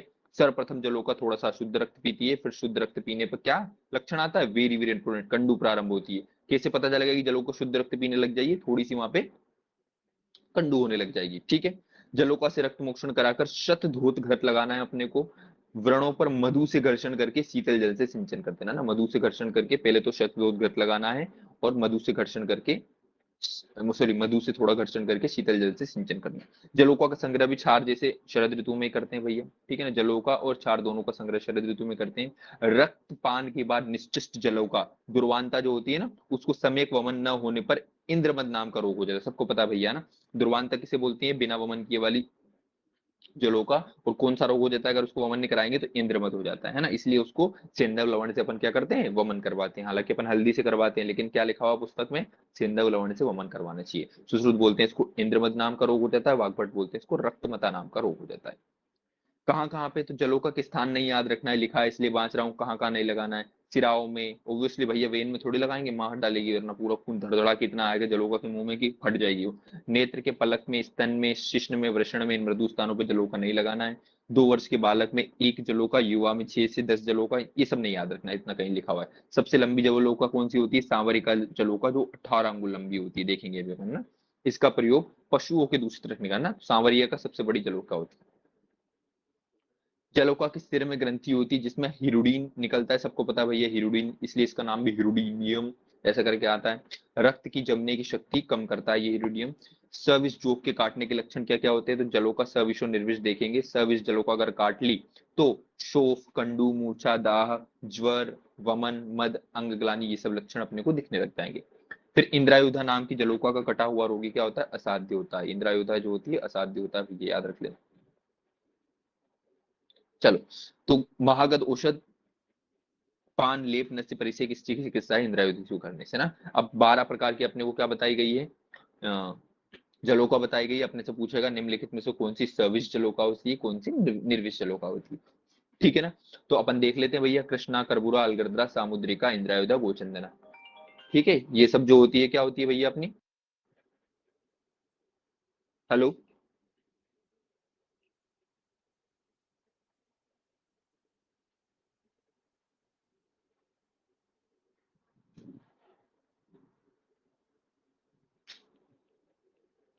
हेलो।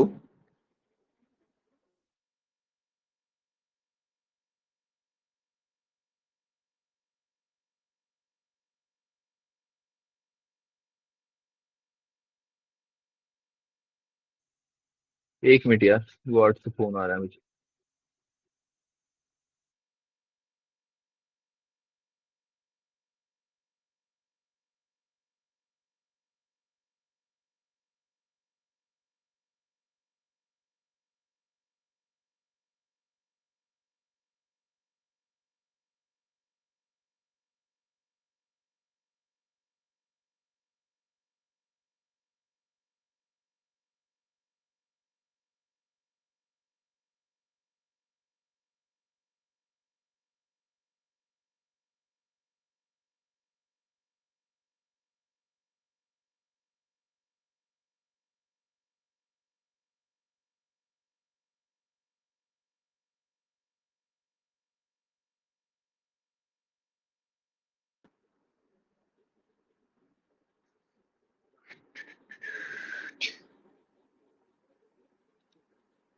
चलो, तो अपन ने देखते हैं सबसे पहले सविश वाली देखते हैं अपन। सविश वाली कैसे याद की थी अपन ने, काक गोसाई करके एक ट्रिक बनाई थी ना, काक गोसाई ऐसे करके, ठीक है ना। तो काक काक गोसाई करके अपन ने याद किया था, तो कृष्णा, करबूरा, अलगर्दा, सामुद्रिका, इंद्रायुधा, गोचंदना। काक गोसाई, के से काक, फिर ए से अलगर्दा, के से करबूरा, ठीक है ना। गोसाई, गो से क्या आ जाएगा, गोचंदना, सा से सामुद्रिका, ई से इंद्रायुधा। इसकी अच्छी बात क्या होती है, कोई भी अपना जो कोड होता है वो इधर उधर नहीं होता है, ठीक है ना।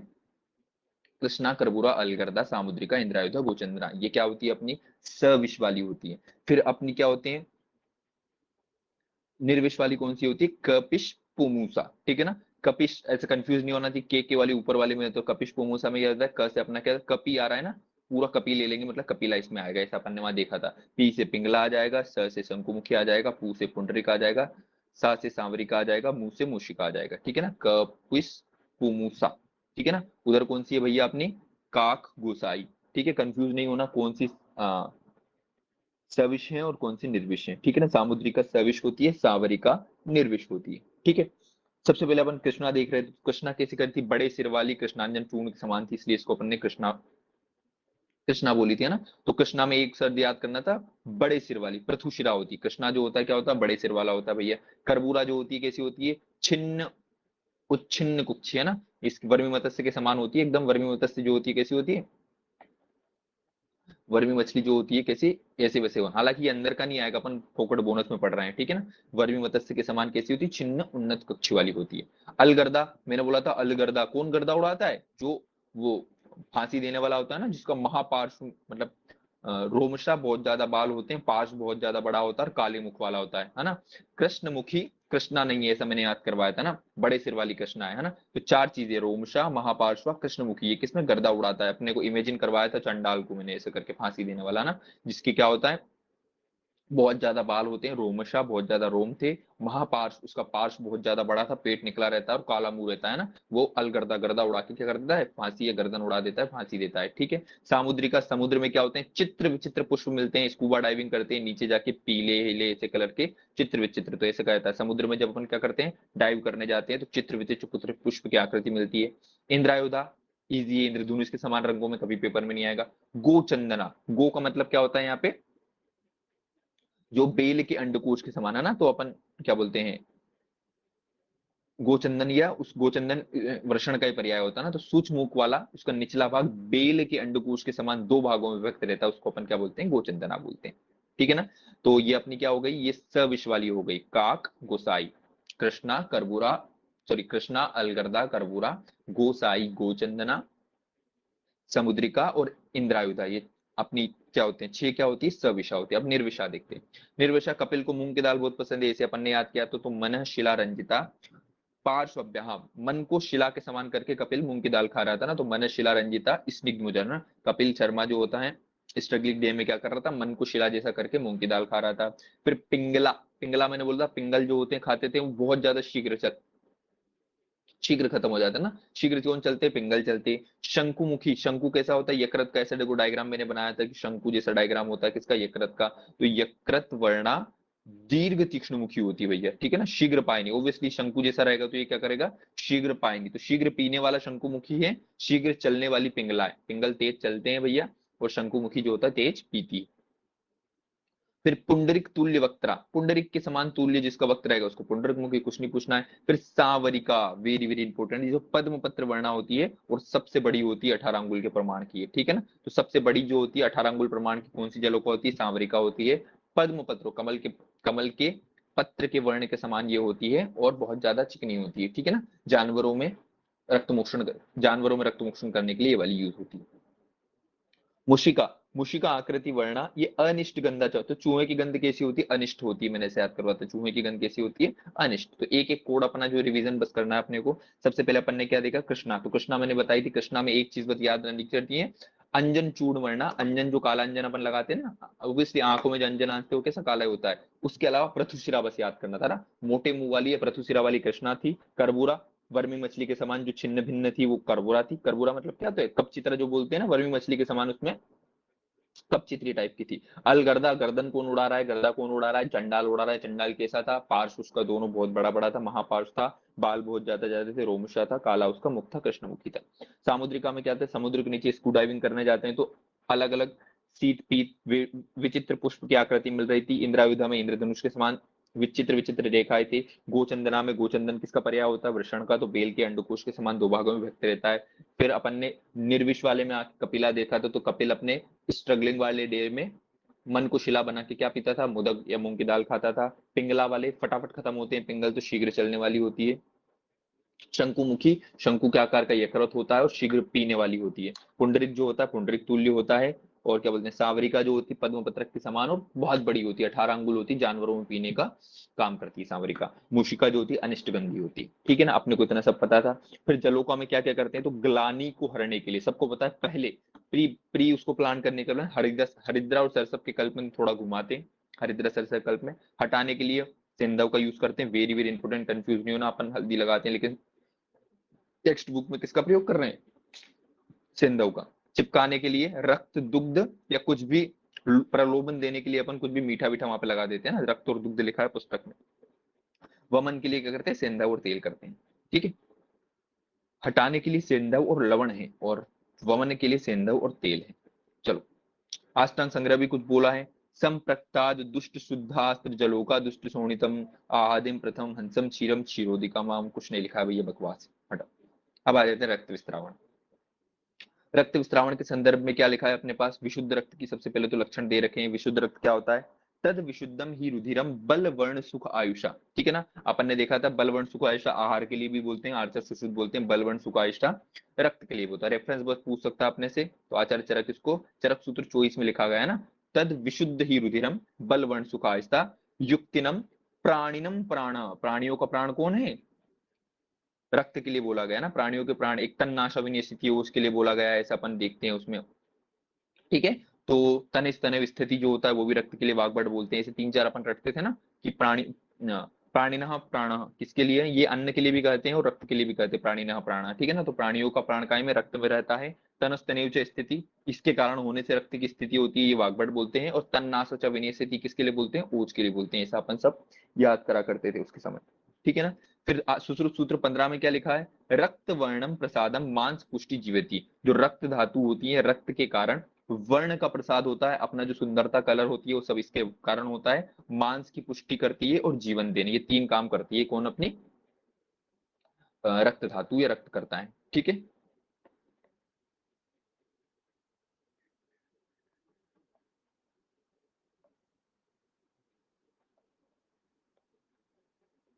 ठीक है, विशुद्ध रक्त के बारे में कुछ कुछ देख ली। अब रक्तज रोगों में कौन कौन आती है, तो तंद्रा निद्रा अधिक प्रमीलक उपकुशन की गणना, हाँ रक्तज रोग बहुत हैं, यहाँ से अपने आना है। बस एक चीज याद रखना है, रक्तज रोगों का निदान कैसे होता है, तो अनुपक्षय से होता है भैया। ठीक है ना, कोई रोग किसी भी बीमारी से ठीक नहीं हो रहे, समझ लो वो रक्तज होंगे, ऐसा मैंने बोल रहे ना। तो रक्तज विकारों का ज्ञान किससे होता है, अनुपक्षय से होता है, अनुपक्षय से होता है ना, उपक्षय अनुपक्षय अपन पढ़ते हैं भैया। तो अनुपक्षय से किसका होता है, रक्तज रोगों का निदान होता है। ठीक है, फिर अपन देखते हैं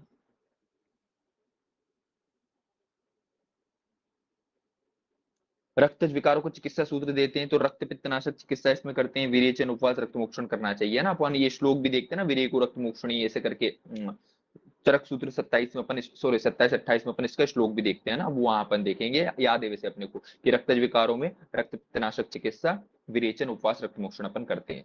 रक्त स्त्रावण की मात्रा कितनी होनी चाहिए, तो शारीरिक बल मानसिक बल दोष का विचार करके रक्त स्त्रावण करवाना चाहिए, यहाँ से प्रश्न नहीं आएगा। रस धातु के संदर्भ में, तो रस का स्थान हृदय होता है, आचार्य सुश्रुत बोलते हैं भैया। क्षय वृद्धि विकृति के कारण शरीर में परिभ्रमण करने वाले रस की गति का अनुमान किया जाता है। वायु द्वारा रस का संवहन 24 धमनियों द्वारा सरल शरीर में होता है। ऊर्ध, अपन बोलते हैं ना 24 धमनियां होती है, चार जो होती ऊर्ध वाली होती है जो अर्ची संतानवत आग की तरह, अर्ची मतलब क्या होता है, आग की तरह ऊपर गति करती है।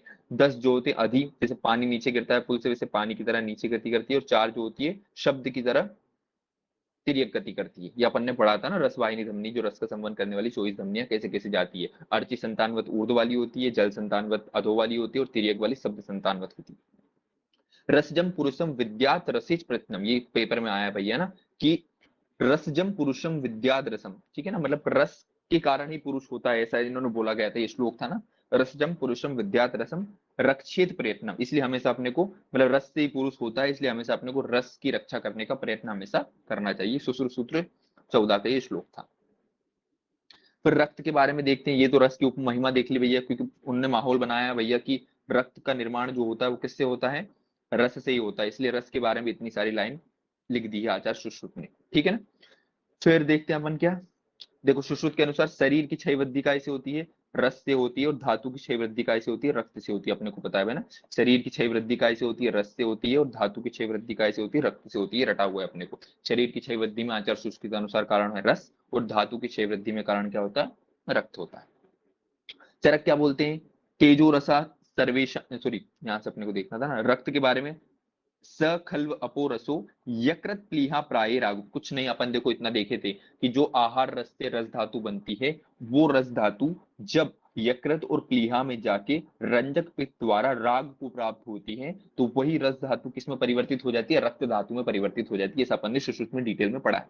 ठीक है ना, फिर चरक भी यही बोलते हैं, तेजो रसानाम सर्वेशम मनुजानाम यदुच्यते पित्त ऊष्मणम स रागेन, पित्त की ऊष्मा से जो रस धातु राग को प्राप्त होती है उसी वही क्या बन जाता है, आगे चल के रक्त बन जाता है। अष्टांग हृदय भी ये बोलते हैं, आमाशय में आश्रय पित्त, अब रंजक पित्त का स्थान आमाशय बताया भैया, सब लोगों ने यकृत प्लीहा बताया, लेकिन वाग्भट ने रंजक पित्त का स्थान आमाशय बताया, तो आमाशय में बनाएंगे कि आमाशय में स्थित रंजक पित्त रस का रंजन करके रस धातु से रक्त धातु का निर्माण कर देता है।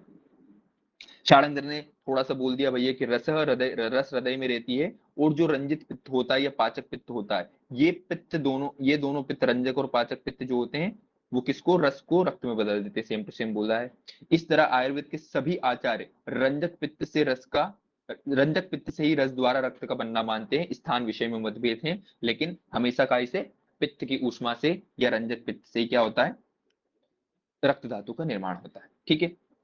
अब कितने दिन में क्या बनता है ये देख लेते हैं। तो सुश्रुत बोलते हैं रस से शुक्र जो होता है, एक मास में रस से क्या बन जाता है, शुक्र बन जाता है ना। तो इसमें देख लेते हैं कितने कितने दिन में बनता है। तो भोजन का पाचन होकर आहार रस तथा आहार धातु से धातु रस एक ही दिन में बन जाता है। वाजीकरण औषधि अपने प्रभाव से विरेचक औषधियों की भांति शुक्र का विरेचन शीघ्र ही कर देती है। दलहन बोलते, दलहन ने जीव शोणित नाम दिया है। शरीर इंद्रिय सत्व आत्म संयोगितम आश्रयम रक्त को कहते हैं। कुछ नहीं याद रखना, जीव शोणित शब्द का वर्णन किसने किया, तो आचार्य दलहन ने किया। इतना बस अपने को याद रखना है। ठीक है। अष्टांग हृदय के अनुसार रक्त पित्त कारक तथा कफ कारक वस्तुओं से दूषित होता है। ये भी याद नहीं रखना भैया। हृदय, अष्टांग हृदय जो बोलता है रक्त किससे दूषित होता है, ओब्वियसली भैया पित्त कारक वस्तुओं से ही दूषित होगा ना। चलो, वेरी वेरी इंपॉर्टेंट। अब पेपर में आने वाले प्रश्न देख लेते हैं अपन। रक्त कौन सी ऐसी धातु होती है, अपने से पूछेगा, जो क्या होती है, पंच महाभौतिक होती है। जैसे अपन ने देखा था कौन सी एक इंद्रिय होती है जो पंच महाभौतिक होती है, तो चक्षु इंद्रिय अपन ने देखा था। वैसे ही जो होती है, कौन सी ऐसी एक धातु होती है जो पंच महाभौतिक होती है, तो रक्त होती है। विद्रासल करके अपन ने याद किया था ना। पंच महाभौतिकों में क्या विद्रासल करके याद किया था। तो रक्त धातु एकमात्र धातु है जो पंच महाभौतिक होती है। सुश्रुत बोलते हैं, अपन ने विद्रासल करके याद कर रहे थे।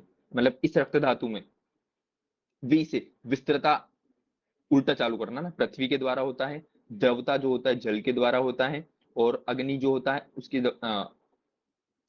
अग्निगुण राग, उल्टा लिख दिया, राग जो है अग्नि के द्वारा होता है, स्पंदन जो है वायु के द्वारा होता है, लघुता है वो किसके, आकाश के द्वारा होता है ना। विद्रासल आकाश, वायु, अग्नि, जल और पृथ्वी, उल्टा लिखना है ना। ऐसे करके अपन ने विद्रासल ट्रिक किया था। षाडंगर आकाश में विस्तृता की जगह क्या, विलियन, विलय गुण मान लेते हैं। ठीक है। तो विद्रासल करके ट्रिक अपन ने याद की थी, उससे अपना सारा बन जाएगा, विस्तृता द्रवता राग स्पंदम लघुता च भूम्य आदिनम गुणे हसेते दृश्यते चात्र शोणितम, ऐसे करके श्लोक अपने को याद हो गया था, विद्रासल। ठीक है ना, उल्टा लिख लेना है ना। पृथ्वी जल अग्नि वायु आकाश, क्रम अपने को याद है पंचभौतिक होगा। ठीक है। फिर धातु छयात स्तुते रक्ते मंदम संजायते अनलः पवनश्च परम कोपम याति तस्माद प्रयत्नेन, रक्त से स्तुत होने पर शरीर की अन्य मांस मेद आदि धातु क्षीण हो जाती है, जिससे उस मनुष्य की अग्नि मंद हो जाती है तथा वात भी अत्यधिक प्रकोपित हो जाती है। कुछ नहीं करना, ये सब बोल रहा है कि अगर शरीर से रक्त धातु बहुत ज्यादा निकल जाएगी या रक्त धातु की कमी हो जाएगी, खून बहुत ज्यादा बह जाएगा, ऑब्वियसली बात है इसके आगे की धातु जो रक्त से बनती है, जैसे कि मांस मेद आदि धातु है, वो क्षीण हो जाएगी, मनुष्य की अग्नि भी मंद हो जाएगी, और वात, ऑब्वियसली किसी चीज की कमी होती है, क्षय होता है, तो क्या प्रकोपित हो जाएगा, वात। तो दो चीज, अग्नि मंद, पित्त है, रक्त है तो पित्त है, पित्त है तो अग्नि है, तो अग्नि मंद हो जाएगी और वात भी अत्यधिक प्रकोपित हो जाएगी। तेषाम क्षय वृद्धि शोणित निमित्त है। तो मैंने बोला था धातुओं की क्षय और वृद्धि किससे रिलेटेड है, शोणित या रक्त से है। तो सुश्रुत का मैंने यहाँ बड़ा इसीलिए लिख दिया था कि शरीर की क्षय वृद्धि रक्त से होती है और धातु की क्षय वृद्धि रक्त से होती है। ये अपन ने लिखा है ना, शरीर की क्षय वृद्धि आचार्य सुश्रुत के अनुसार रस से होती है, धातु की क्षय वृद्धि किससे होती है, रक्त से होती है। धातुओं की क्षीणता और वृद्धि में मूल कारण रक्त ही है, लिख रखा है भैया यहाँ पे। शुद्ध रक्त के लक्षण देख लेते हैं अपन कैसा होता है। तो इंद्र गोपाक प्रतिकाशम असहतम विविध वर्णम प्रकृति से जाने, कुछ नहीं करना है, वहां के अपने को याद रखना है ना। तो इंद्र गोप या वीर बहुटी के वर्ण का होता है, अविविध वर्ण है ना, मतलब बहुत ज्यादा कलर नहीं, और असहत मतलब गाढ़ा है होता है। ठीक है ना, ये वाले याद नहीं रखने अपने को, वो सब याद रखने, चरक सुषुम्ना इन सबका अपन ने देखा था ना, कोरिलेट करके वो सब। अब वातादि दुष्ट रक्त के लक्षण देखते हैं। टिपिकल है, सिर्फ अपने को पिपलिका मक्षिका के अप्रिय वाला एक लक्षण याद रखना है, बाकी सब तो बहुत ईजी है। देखो, वात से अगर रक्त दूषित हो जाएगा तो देखो फेनिल, अरुण, कृष्ण, रूक्ष, तनु, ये कुछ प्लान है। सिर्फ एक याद रखना है, शीघ्रम अस्कंदी, मतलब शीघ्र बहने वाला या न जमने वाला, इसे बोला ना। तो शीघ्रम अस्कंदी किसके लिए आया है, रक्त से दूषित रक्त, सॉरी वात से दूषित रक्त के लिए एक वर्ड अपन याद करेंगे, शीघ्रम अस्कंदी। शीघ्र बहने वाला होता है, स्कंदन ये जम, देर से जमता है, अस्कंदन होता है ना। शीघ्रम अस्कंदी, ये एक टर्म अपन ने याद किया वात से दूषित रक्त के लिए। पित्त वाले में सिर्फ एक लाइन याद करेंगे, नील पीत हरित विष अस्कंदी, ये कुछ नहीं याद करना है। उष्णता के कारण ये भी देर से जमता है, वात वाला भी देर से जमता है, पित्त वाला भी। सिर्फ एक चीज याद रखेंगे, लिखा नहीं है मैंने यहाँ पे लिख रखा है, पिपलिका और मक्षिकाओं को अप्रिय होता है ना। तो कौन सा, किस दोष से दूषित जो रक्त होता है वो पिपलिका और मक्षिकाओं को अप्रिय होता है, तो पित्तज दुष्ट रक्त होता है भैया। वेरी वेरी इंपॉर्टेंट, यही अपना चॉइस ऑफ क्वेश्चन या यही प्रश्न पूछेगा, है ना, कि पिपलिका और मक्षिकाओं को अप्रिय रक्त होता है वो कौन से दोष से दूषित होता है, तो पित्त से होता है। कफ वाला तो वेरी इजी है, गेरी कुदम संपिच्छलम चिर स्त्रावी मांसपेशी प्रभ, है ना। तो कफ वाला मेगी करके या मागी करके तो कुछ तो याद करवाते थे अपन, है ना, कि गेरिक उदक सम, मतलब गेरिक के समान वर्ण वाला या मांसपेशी के समान बहने वाला, चिर स्त्राव मंद गति से बहने वाला कफ दोष से दूषित रक्त होगा, ठीक है ना। तो गेरिक उदकसम और मांसपेशी सम, है ना, कफ का गेरी ट्रिक नहीं लिखता था उससे माने, चलो कुछ तो था ना, अपने को ऐसे भी याद है। कफ वाला क्या होता है, गेरिक सम होता है। फिर सन्नी भाई कांजी भाई अपन पढ़ते हैं, तो सन्नी भाई कांजी भाई, सन्निपातज रक्त जो होता है कांजी सम आभा वाला होता है ना, सन्नी भाई कांजी भाई ऐसे करके अपन याद करते थे ना, सन्नी भाई कांजी भाई। तो सन्निपातज जो रक्त से दूषित, सन्निपातज दोष से दूषित जो रक्त होगा वो कांजी के समान आभा वाला। तो तीन लाइनें अपने को याद रखी। पहला, शीघ्रम अस्कंदी वात दोष से दूषित रक्त हैं। पिपलिका और मक्षिकाओं को अप्रिय पित्त दोष से दूषित रक्त हैं। गेरिक उदक या मांसपेशी के सिर्फ कफ दोष से दूषित रक्त का लक्षण है। और कांजी सम, कांजी भाई सन्नी भाई मतलब कांजी सम प्रभाव वाला सन्निपात दोष से दूषित रक्त का लक्षण है। चार लाइन अपने को बस याद रखनी है, इसमें अपना क्वेश्चन बन जाएगा। चलो, रक्त विस्त्रावण के एक अयोग्य ट्रिक कौन सा लिखी होता, हुई है उसकी, कफज की। क्या लिखा है कफ भाई। में गेम चेंज, गेम चेंज, तो ठीक है भैया, गेम कफ, से हो जाएगा ग से गहरे को देखें मांसपेशियां हो जाएगा। ठीक है, जैसा कि डॉक्टर हिमांशु साहू बोल रहे हैं, क्या होता है भैया, कफ में गेम चेंज हो जाता है ना, तो जी से आ जाएगा गेरिक उदक समान और एम से आ जाएगा अपना क्या, मांसपेशी प्रभाव। ठीक है।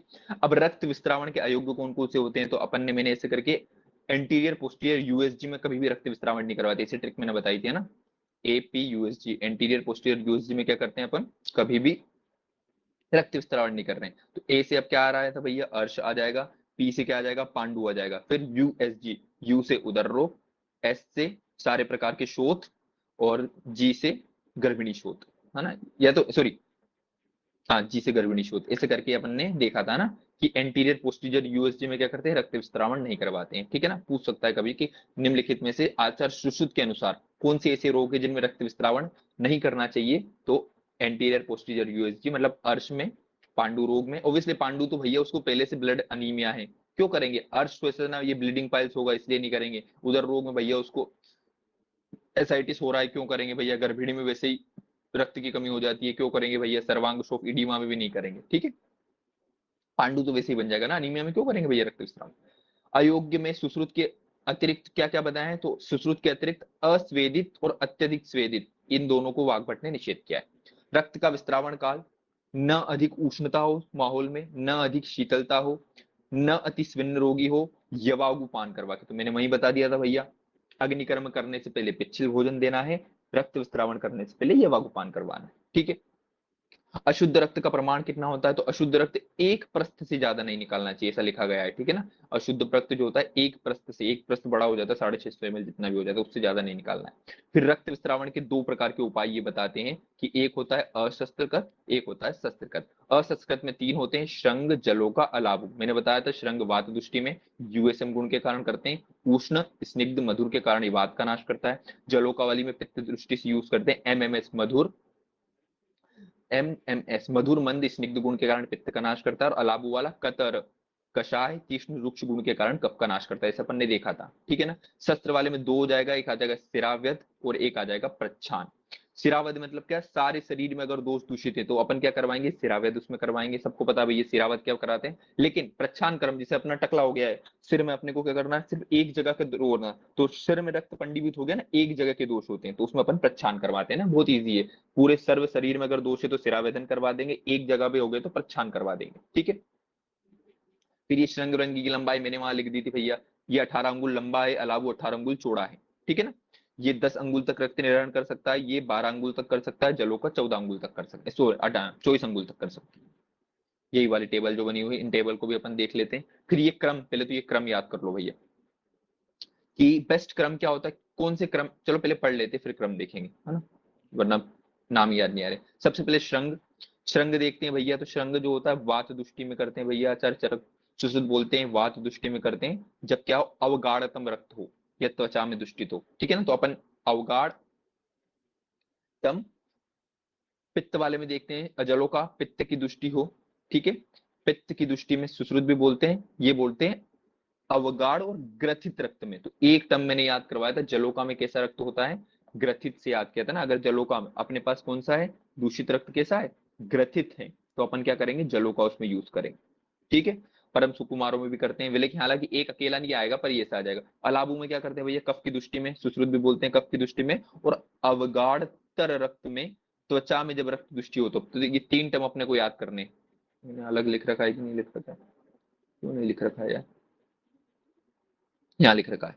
जलोका में अवगाढ़, ठीक है, अवगाढ़तम श्रृंग में, और सबसे ज्यादा जो होता है किसमें, तो देखो रक्त विदोष में से पित्त वाला, वात वाला, कफ वाला, ऐसे करके कुछ बना लेना। अवगाढ़, अवगाढ़तम, अवगाढ़तर, पित्त, फिर कफ, और सबसे ज्यादा खराब होता है वात, ठीक है ना। पित्त वाले में अवगाढ़ रहेगा, जलोका वाले में, कफ वाले में अवगाढ़ तर रहेगा, और अवगाढ़तम किस में रहेगा, वातज वाले में रहेगा, ठीक है ना। ऐसे ही ये सुश्रुत के अनुसार दिया गया है ना कि किस किस में अवगाढ़ रक्त में कैसे करते हैं, अवगाढ़तम में क्या करते हैं, अवगाढ़ तर में क्या करते हैं, ठीक है ना। फिर से बना देता हूँ भाई, तुम लोगों को उड़ गया होगा मुझे पता है। देखो कैसे याद करते हैं अपन। सबसे ज्यादा खराब दोष अपना क्या होता है, वात होता है, सॉरी पित्त। सबसे अच्छा रक्त किसमें, पित्त में निकल जाएगा भैया, क्योंकि पित्त प्रकृति है उसकी। फिर कफ आएगा और फिर वात, ऐसे याद रखना है, ठीक है ना। इसमें जलोका जो होती है वो अवगाढ़ रक्त चूसती है, अवगाढ़।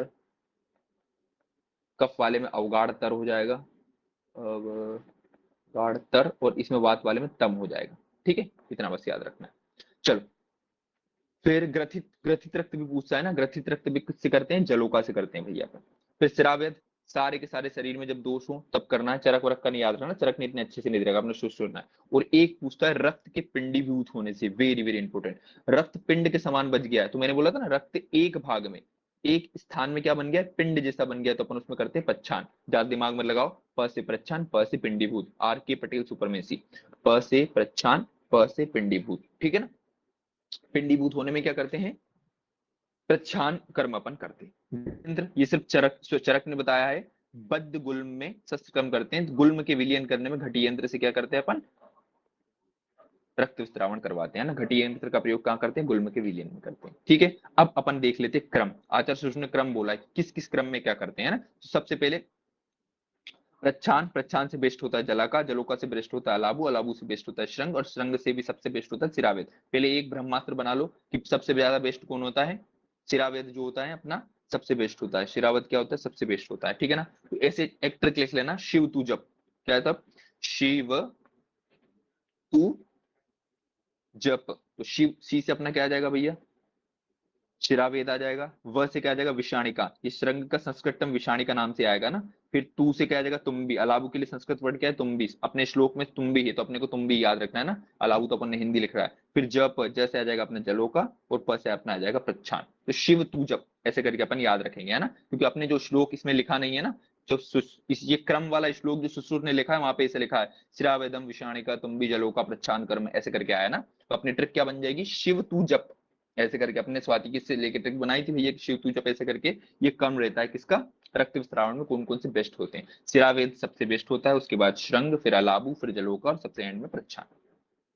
प्रच्छान पिंडित रक्त के लिए, जलोका ग्रथित रक्त के लिए, अलाबू जो होता है तर, श्रृंगतम अवगाढ़तम, और सिरावेद तो बेस्ट होता है ये सर्वगत, ये सारे शरीर में जब दोष हो तब।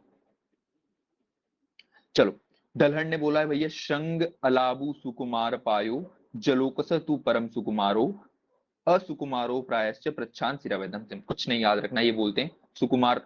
दलहन जब रेफरेंस लिखा रहे तभी करना है ना, क्योंकि सुकुमार में जलो का बोला है आचार्य सुश्रुत ने, कंफ्यूज नहीं होना है ना। या तो इसको पढ़ो मत, वरना तुम वो हो जाओगे, इजी वाला गलत कर दे, क्योंकि बिना रेफरेंस से आए तो अपन सुश्रुत वाला ही लगाएंगे, छोड़ दो।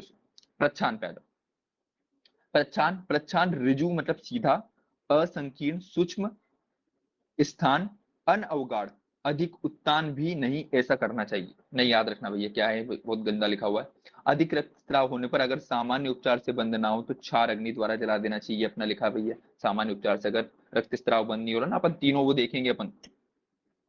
इश्क से पा देंगे ना इसमें, स्कंदन, संधान, इश्क से पाचन, दहन, ये चार कर्म करते हैं ना। अगर उसके बाद भी अगर नहीं रुकता है, हालांकि दहन उसमें आ गया, क्षार अग्नि से जलाते हैं एंड में, है ना।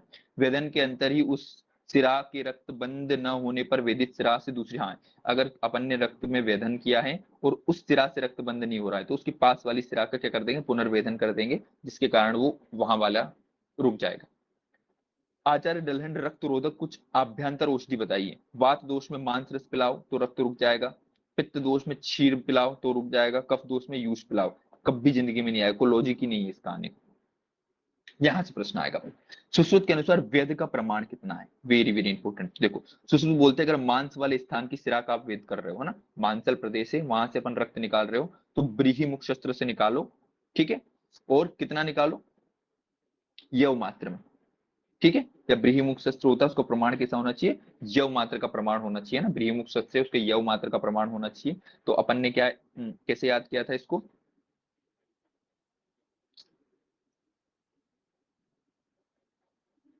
यार सब उचट जाता है, कुछ नहीं। ब्रीहिमुख वाले शस्त्र से अगर क्या करेंगे अपन, वेधन कर रहे हैं उसमें तो यव मात्रा में करेंगे। फिर अन्य स्थानों से भी ब्रीहिमुख में करना है अपने को, अर्ध यव या ब्रीही मात्रा करना ना, दोनों एक ही होता है ना। तो सुश्रुते से बोलते हैं मांस वाले पे बड़ा थोड़ा यूज कर सकते हैं, यव मात्रा से अपन शिरावित कर सकते हैं, बाकी सारे में अर्ध यव से करना है।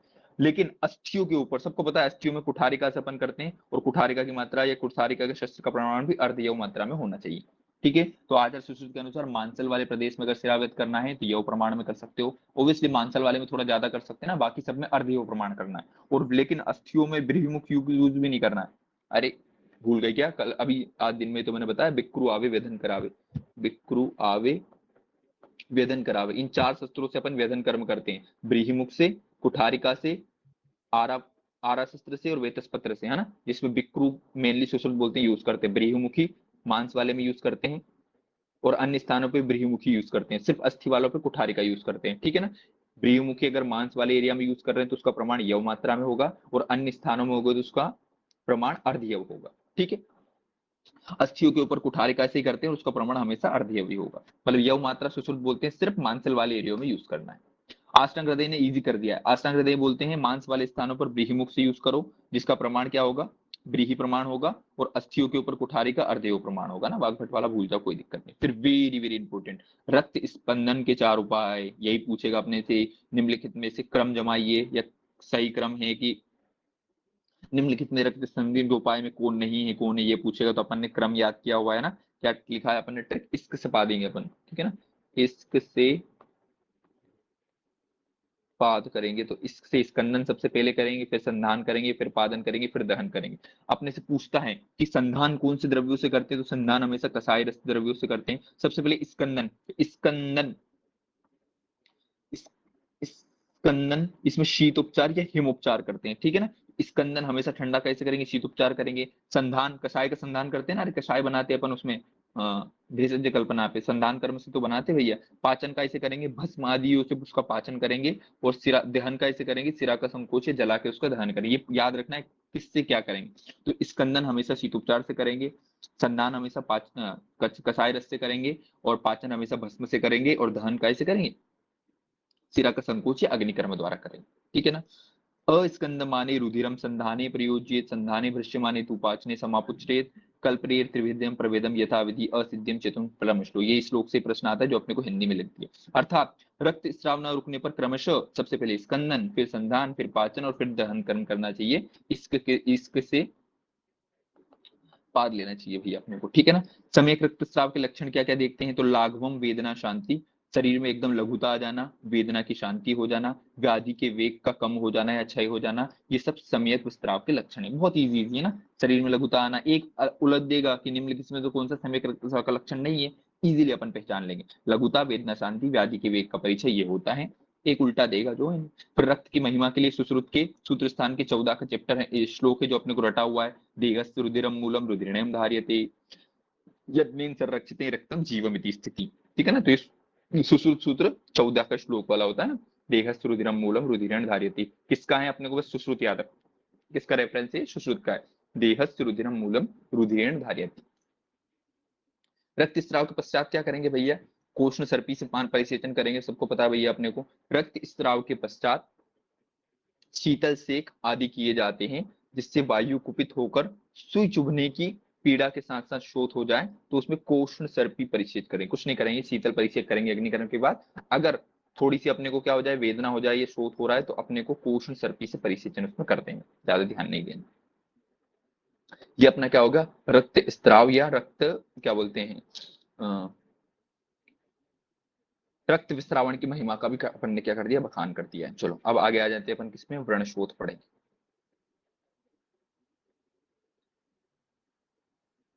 जलपान करके स्टार्ट करते हैं।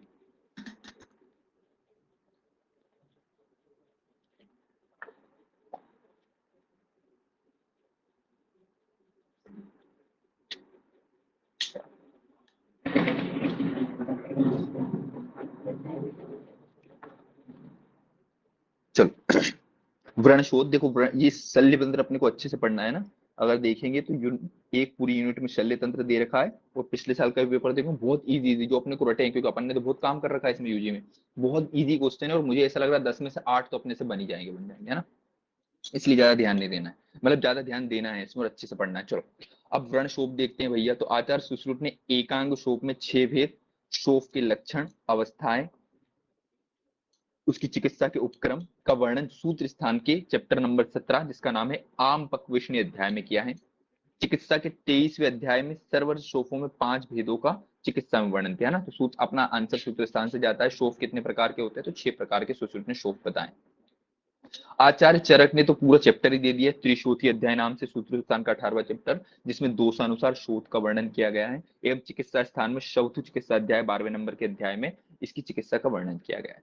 और चिकित्सा के 25वें द्विवरणीय अध्याय में शोफ की पच्यमान और अपक्व अवस्था का वर्णन किया है। अपने को सब पता है भैया, रेफरेंस कहाँ कहाँ किसने किया है। अष्टांग हृदय ने शोध की अवस्था का उल्लेख सूत्र स्थान के 29वें शस्त्र कर्म विधि में किया है, और शोध के भेदों और लक्षणों का उल्लेख निदान स्थान के 13वें अध्याय में किया। नहीं ध्यान देना। चलो दोषज व्रण की अवस्थाएं देखते हैं। व्रण शोफ ये मॉडर्न का है ना, आयुर्वेद का कोई लेना देना नहीं। मॉडर्न ऐसा बोलता है कि सबसे पहले इन्फ्लामेटरी एक्शन को व्रण शोफ होता है, फिर एब्सेस बनता है, फिर अल्सर बनता है। मॉडर्न का है, इसको आयुर्वेद में नहीं कि व्रण शोथ के बाद विदर्दी बनता है फिर व्रण बनता है, ध्यान ही नहीं देना, ये मॉडर्न वाला लिखा हुआ है। चलो शोफ अपना आयुर्वेद पढ़ते हैं। शोफ की परिभाषा क्या दे रखी है भैया आचार्य सुश्रुत ने, कि शरीर के किसी एक दोष में उत्तान दोष संघात हो जाए, मतलब शरीर का उत्तान का मतलब क्या, शरीर का एक पार्ट ऐसा उठ जाए ऊपर, उसको अपन क्या कहते हैं, शोफ कहते हैं भैया। शरीर एक देशो उत्थितम शोफे, शरीर का कोई एक देश थोड़ा सा उत्थित हो जाए या बड़ा हो जाए, उसको अपन शोफ कह रहे हैं। बड़ी इजी परिभाषा है। शोफ के प्रकार रट लेना है, सुश्रुत बोलते हैं 6 होते हैं। वातज पित्तज कफज रक्त सन्निपातज आगंतुज रटे हुए हैं अपने को। चरक बोलते हैं 3 होते हैं, वातज पित्तज कफज। फिर और भी ये तो चरक ये 2 याद रखने हैं। फिर कोई बोलता है निजागंतुज होते हैं, कोई बोलता है निजागंतुज होते हैं, वाग्भट बोलते हैं निजागंतुज। फिर ये वेरी वेरी स्पेशल, ऐसा पूछा जाता है कि प्रथु उन्नत ग्रथित ये शोफ के भेद किस आचार्य ने बताया, तो ये अष्टांग हृदय ने बताया। अपने को एमटीआर होना चाहिए ना, ऐसा पूछा जाएगा कि मृदु उन्नत ग्रथित निम्नलिखित में से ये जो शोथ के भेद होते हैं ये किस आचार्य ने बताए हैं। तो किसने बताए हैं, आचार्य वाग्भट ने बताए। वाग्भट ने और 9 प्रकार के शोध भी बताए हैं। 6 ये प्रकार, 3 वात पित्त कफ, 3 संसर्गज, सन्निपातज, अभिघातज और विसच। विसच प्रकार का भी शोध किसने बताया है, वाग्भट ने बताया है। ठीक है, वाग्भट ने 2 प्रकार के शोध, 3 प्रकार के शोध, 9 प्रकार के शोध सबके सब बताए हैं। ठीक है, 3 में भी इनके स्पेशल है ना, वात पित्त कफ नहीं है, प्रथु उन्नत ग्रथित है। चलो अब सुश्रुत का तो बहुत ईजी है भैया। देखो वात शोथ कुछ याद नहीं रखना अपने को, अवस्थाएं याद रखनी है ना। पच्यमान, पक्व और आम शोक की अवस्था याद रखनी है, वात पित्त कभी नहीं पूछेगा। वात शोक में क्या होता है भैया, अरुण कृष्ण कृष्ण वर्ण परुष मृदु तोदयुक्त होता है। पित्तज वाले में पीत वर्ण का मृदु सरक्त ओष्ठोस्ता कभी नहीं पूछेगा। कफज वाले में पांडु शुक्र कठिन शीत स्नक कभी नहीं पूछेगा। रक्तज वाले में अति कृष्ण होता है, पित्त के समान कभी नहीं पूछेगा। सन्निपात सिर्फ ये पूछ सकता है, आगंतुज वाले में लोहित वर्णाभास का होता है। ठीक है ना, पित्तज से कभी नहीं पूछेगा, छोड़ो मत याद रखो, यहाँ से पूछेगा अपने से, अवस्थाएं पूछेगा। क्या लिखा है भैया, वृश्चिक वेदना अभी पिपली का अभिसरण किस किस में मिलता है, चलो बाद में देखेंगे इसको। वाग्भट ने शस्त्र आदि से छेद भेद क्षत होने से, हिम वायु के स्पर्श समुद्र की वायु से, ये सब क्या माना है, शोध के होना माना है ना। नहीं याद रखना, चलो क्षोभ की अवस्था आ जाओ डायरेक्ट। इन्फ्लामेशन की 5 स्थिति अपने को याद होती है, र्यूबर, केलोर, ट्यूमर, डोलोर, फंक्शन, लेसिया, सारी अपने को याद है। ठीक है, शोथ की 3 अवस्था है, वेरी वेरी इंपॉर्टेंट। यहीं से अपने से प्रश्न देखा अपने को पूरा, जब अपन फाइनल ईयर या पीजी की तैयारी कर रहे थे तो श्लोक याद हो गया था आम अवस्था वाले को, मंद ऊष्मा, मंद वेदना, सतवर्णता, ऐसे करके आता है ना। तो देखो दोनों इसमें आ जाता है। क्या बोलते हैं, देखो आम की जो आम अवस्था होता है, कच्चा शोथ होता है ना, तो पहली बात तो उसमें क्या होता है भैया, त्वचा के रंग, जैसा त्वचा का रंग है वैसा दिखता है, वेदना बहुत कम होती है, ऊष्मा बहुत कम होती है, और शोफ बहुत ज्यादा क्या होता है, कम होता है, अल्प शोफ या मंद शोफ होता है, शीत शोफ था, ठंडा भी होता है। ठीक है ना, जो मिनिमल मिनिमल सारे मंद मंद लक्षण होते हैं आम अवस्था में दिखाए जाते हैं। फिर पश्चिमान अवस्था जो अपन याद कर रहे थे, MTR, सूचि भी निस्तुते, सुई, कोई सुई चुबा रहा है, पिपलिक दश्यते इव पिपलिका, कोई पिपलिका काट रही है, ताड़न, पीड़न, भेदन, जितने भी जो अधिक वेदना वाली चीज होती है ना, विविध प्रकार की वेदना, ओस चोस परिधा, वृश्चिक विषम लक्षण, कोई बिच्छू काट रहा है वैसे लक्षण। त्वचा में क्या हो रही है, विवर्णता। तो देखो त्वचा वाले 3 बताता हूँ, त्वचा के जैसा वर्ण, त्वचा में विवर्णता, और त्वचा में परिपूटन। ओब्वियसली त्वचा जैसा एकदम सेम टू सेम रंग है तो वो क्या है, आम अवस्था है। त्वचा में थोड़ी सी विवर्णता आ गई, डिस्कलरेशन आ गया, मतलब क्या, पश्चिमान अवस्था है। लेकिन त्वचा फट गई है, मतलब वो क्या होगी, पक्व अवस्था। सबको पता है भैया, अपना जो एप्सिस होता है वो फट जाता है, तो त्वचा में क्या होता है, परिपूटन होता है। तो त्वचा वाली तीनों, त्वचा सवर्णता, त्वचा विवर्णता, त्वक परिपूटन, आम, पश्चिमान, पक्वावस्था। ठीक है, फिर शोफ में क्या होती है, बहुत ज्यादा वृद्धि हो जाती है, दाह, पिपासा, भोजन में अरुचि हो जाती है। वाग्भट बोलते हैं घृत पिंड का शोफ के ऊपर रखने पर थोड़ी देर में वो पिघल जाता है, ये पश्चिमान का लक्षण होता है। ठीक है, तो पश्चिमान वाले में सब टिपिकल टिपिकल लक्षण अपन ने देख लिए, कौन कौन से लक्षण देखे, सूची, कोई सुई चुबो रहा है, पिपलिका काट रही है, ताड़न, पीड़न, भेदन, दारण, नाना प्रकार की वेदनाएं, ओस्टोस परिदा, वृश्चिक के काटने के समान लक्षण, त्वचा में विवर्णता, है ना, शोफ में बहुत ज्यादा वृद्धि, ये सब लक्षण। पश्चिमान, देखो जैसे ही वो पक्व अवस्था में हो जाए, पश्चिमान में बहुत ज्यादा अपन ने क्रिटिकल कंडीशन आ गई, पक्व अवस्था में वेदना उपशांति, देखना ना, वेदना शांत हो गई है, पांडुता आ जाएगी, उसमें थोड़ी सी अल्प शोफता, डॉट लगा लेना भैया। देखो आम अवस्था में भी अल्प शोभता था, पक्वावस्था में अल्प शोभता, वली प्रादुर्भाव, है ना, थोड़ी सी झुर्री आ जाती है उस पर, त्वचा में परिपूटन हो जाता है ना, जब पक जाता है तो अपन देखते हैं ना, जैसे डिम्पलिंग, पकरिंग, जो उसको बोलते हैं अपन, मॉडल पकरिंग हो जाती है ना, वली प्रादुर्भाव, त्वक परिपूटन होता है। पूई तरंग संचरण, अपन उस पर ऐसे मारते हैं तो ऐसा लग रहा है कि अंदर का पूई तरंग, या पूई, वो क्या बोलते हैं, ऐसे तरंगों की तरह पूई जा रहा है इधर उधर। मुहूर्तोदम, बस याद ना, मुहूर्तोदम कंडू, वेरी वेरी इंपॉर्टेंट। बार बार तोद और कंडू होगा किसमें, फूटने के लिए करेंगे ना, बार बार खुजली करो पश्चिमान पे, कि अपन खुजलाएंगे या तोद करेंगे बार बार तो फट जाएगा। तो एक बस मुहूर्तोदम, मुहुर कंडू, ये अपने को देख के ऐसा लगेगा कि यार ये तो क्रिटिकल कंडीशन वाला होगा, पश्चिमान में ना आ जाए ना, तो इसको बस अपने को पक्व में लाना है, मुहूर्तोदम, बाकी सब तो अपने से बनी जाएगा। ठीक है ना, तो पक्व अवस्था में वेदना की उपशांति, पांडुता, अल्पशोभता, बलि प्रादुर्भाव, तक परिपूटन, पूई तरंग का संचरण, और मुहूर्तोद, मुहुर कंडू, बस एक अपने को कंफ्यूज करने वाला है, बाकी सारे तो अपने से बन जाएंगे। उपद्रव की शांति, भोजन की इच्छा होना, ये सब हो जाएगा। वाग्भट बोलते हैं नाम अंतेषु उन्नत निम्न मध्य, अरे यही के यही बोलता है, किनारों से ऐसे कैसे दब जाएंगे और ऐसे उड़ जाएगा, विनाम जो कंडीशन होती है ना, वाग्भट बोलते हैं ऐसी हो जाएगी, कौन सी अवस्था में, पक्व अवस्था में। चरक भी बोलते हैं जल वस्ती सम संस्पर्शम, अंदर कोई पानी भरा हुआ है या जल भरा हुआ है वस्ती के अंदर, ऐसा पीड़ित करते हैं, दबाने पे ऐसा वो लक्षण होने लग जाता है। कफत शोथ के पक्व अपक्व होने का संदेह, ये अपन इसकी रीजनिंग पढ़ते हैं खाली, हालांकि मेरा ऐसा मानना है कि रीजनिंग वाले क्वेश्चन या ये वाले क्वेश्चन एमपीपीएससी नहीं देता है ना, फ्री के बस वन लाइनर क्वेश्चन देता है, जिसमें उसको ज्यादा एक्सप्लेन ना करना पड़े। क्या दे रखा भैया इसके संदर्भ में, कफ के द्वारा उत्पन्न शोफ में दोष, शोथ की गहरी धातु में स्थित होने से, अच्छा चोट से उत्पन्न कई रोगों में पक्व अवस्था के संपूर्ण लक्षण दिखाई नहीं देते, पर पक्व शोथ को अपक्व शोथ मानकर वेद्य मोह को प्राप्त हो जाता है, ऐसी स्थिति में जहां त्वचा में सवर्णता, शोफ स्थान में शीतलता, स्थूलता, वेदना की अल्पता, पत्थर जैसी घनता, ये संशय नहीं करना चाहिए, उसे पक्व भी समझना चाहिए ना, मतलब कफ में पक्व वाले में भी अपक्व या आम के लक्षण मिल सकते हैं, ऐसा आपने बोला है। फिर दो अपन टर्म देखते हैं कि आम शोथ का भेदन कर देने वाला और पक्व की उपेक्षा करने वाला, दो टर्म अपने यूज कर रही है। तो तस्कर किसको बोला है, जो आम को क्या बोलते हैं, जो आम का छेदन कर दे, नहीं, जो पक्व की उपेक्षा कर दे उसको बोला है तस्कर, और जो आम का छेदन बोलते उसको बोला है अपन ने चांडाल। ठीक है ना, तो आमः विपच्यमानम च सम्यक पाकस योभिषज्ञे जानियात सवेद्यम शेष तस्करी। तो जो आम, जो शोफ की आम और विपच्यमान अवस्था और सम्यक अवस्था को जानता है वही वेद्य है, बाकी सारे क्या है, तस्कर हैं। तस्कर वर्ड यूज किया गया है ना। पकते समय शोथ में 3 दोष संयुक्त होते हैं। जो वेद पक्व शोथ की उपेक्षा करे और आम शोथ का छेदन करे उसे चांडाल या स्वपक्ष समझना चाहिए, ऐसा बोलते हैं आचार्य सुश्रुत। ठीक है ना। पक्व की उपेक्षा कर रहा है, आम शोथ का छेदन कर रहा है, उसे चांडाल या स्वपक्ष, स्वच्छ, स्वाच टर्म यूज करते हैं ना, वो बोला गया है। वाताद्रित ऋतु ना पित्ता, श्लोक आया है, वेरी वेरी इंपॉर्टेंट है भैया ना, कि वात के बिना रुजा नहीं हो सकती, पित्त के बिना पाक नहीं हो सकता, वैसे ही कफ के बिना पूई नहीं भर सकता, ऐसा श्लोक है ना। इसी पूई को परिवर्तित कर दो शोफ से, कि वात के बिना रुजा नहीं हो सकती, पित्त के बिना पाक नहीं हो सकता, कफ के बिना शोफ नहीं हो सकता, ऐसा बोलते हैं कुछ कुछ आचार्य है ना। तो अपन ने ये श्लोक देख लिया भैया सुश्रुत का, कि बिना वात की रुजा नहीं हो सकती, बिना पित्त के पाक नहीं हो सकता, बिना कफ के पूई नहीं बन सकता। सोफास्त्र दोषा, शोथ में त्रिदोष होते हैं।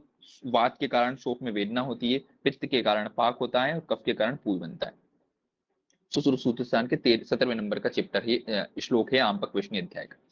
आम शोक के, हाँ वेरी वेरी इंपॉर्टेंट, ये पूछेगा अपने से ना, कि अगर आपने आम शोध का छेदन कर दिया, आम शोध का क्या कर दिया, छेदन कर दिया, और पक्व की उपेक्षा कर दी, तो कौन, ओब्वियसली आम का छेदन करेंगे तो आपसे क्षतज विद्रधि उत्पन्न हो जाएगी, और पक्व की उपेक्षा करेंगे ओब्वियसली पूरी बाहर नहीं निकलती है। क्या होता है फिस्टुला में, यही तो होता है भैया, अंदर पस पस क्रिप्टोग्लैंडुलर इन्फेक्शन हो गया, पस बनता जा रहा है, बाहर निकल नहीं रहा है, तो नाड़ी व्रण बाहर मुंह बना देगा। तो अगर पक्व शोध की उपेक्षा करेंगे तो नाड़ी व्रण बना देगा, और आम शोध का छेदन करेंगे तो क्षतज विद्रधि बना देगा। अष्टांग हृदय क्षतज विसर्ग बोलते, नहीं याद रखना अष्टांग हृदय वाले का, ठीक है ना। तो आम शोध का छेदन अगर कर दे रहे अपन तो वो क्षतज विद्रधि को और बना देगा, और पक्व शोध का अपन उपेक्षा कर रहे हैं तो वो क्या बना देगा, नाड़ी व्रण बना देगा। वल्ली पंचमूल, कंटक पंचमूल, तीनों प्रकार के शोध को नष्ट करता है, सुश्रुत ऐसे बोलते हैं अपन, वहां भी देखते हैं सुश्रुत के 38वें नंबर के चैप्टर, यहाँ पे 33 गण बताए गए हैं कि वल्ली वल्ली पंचमूल और कंटक पंचमूल व्रण शोध को नष्ट करते हैं। शोध के उपद्रव वेरी वेरी इंपॉर्टेंट है, रटे हुए हैं भैया। चरक के अनुसार क्या होते हैं, मैंने ऐसे बताया था, चरक के शोध के उपक्रम में जातवाद श्वास ऐसे करके अपन ने याद किया था, जातवाद श्वास। तो जातवाद का डिकोड कर लेते हैं भैया, जात GAT, ज्वर अरुचि तृष्णा आ जाएगा, फिर वाद वमन अतिसार दौर्बल्यम आ जाएगा, एक श्वास एक्स्ट्रा है। इन्हीं साथ में काही ऐड कर दिया किसने, आचार्य सुश्रुत ने, कांस और हिक्का, है ना। तो शोध के उपद्रव कैसे याद करवाए थे, मैंने ट्रिक लिखवाई थी, जातवाद श्वास, डिकोडिंग कर देते भैया, बहुत दिन हो गए अपने। अपन ने ऐसा लिखा था, जातवाद प्लस श्वास, ये किसका है, सुश्रुत का है, सॉरी ये किसका है, चरक का है। चरक ने ओनली कितने उपद्रव माने, शोध के 7 उपद्रव माने, लेकिन सुश्रुत तो सर्जन है भैया, आपने ज्यादा काम इसने पड़ता, तो सुश्रुत ने 9 माने। पहले जातवाद श्वास चरक का देख लेते हैं, JAT तो ज्वर,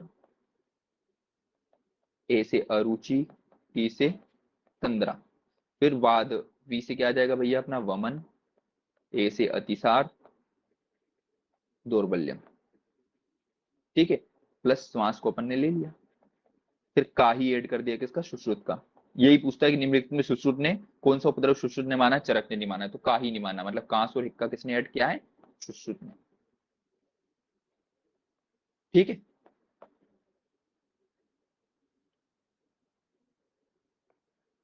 तो अपन ने ये क्या देख लिया, शोध के उपद्रव भी देख लिए, आचार चरक के अनुसार होते हैं 7, आचार सुश्रुत के अनुसार होते हैं 9। आचार चरक के अनुसार 7 कौन कौन से होते हैं, जात वाद प्लस श्वास, J से ज्वर, A से अरुचि, T से तृष्णा, फिर V से वमन, A से अतिसार, D से दौर्बल्य, और श्वास, ऐसा चरकोक्त में का ही ऐड कर दिया, कांस और हिक्का।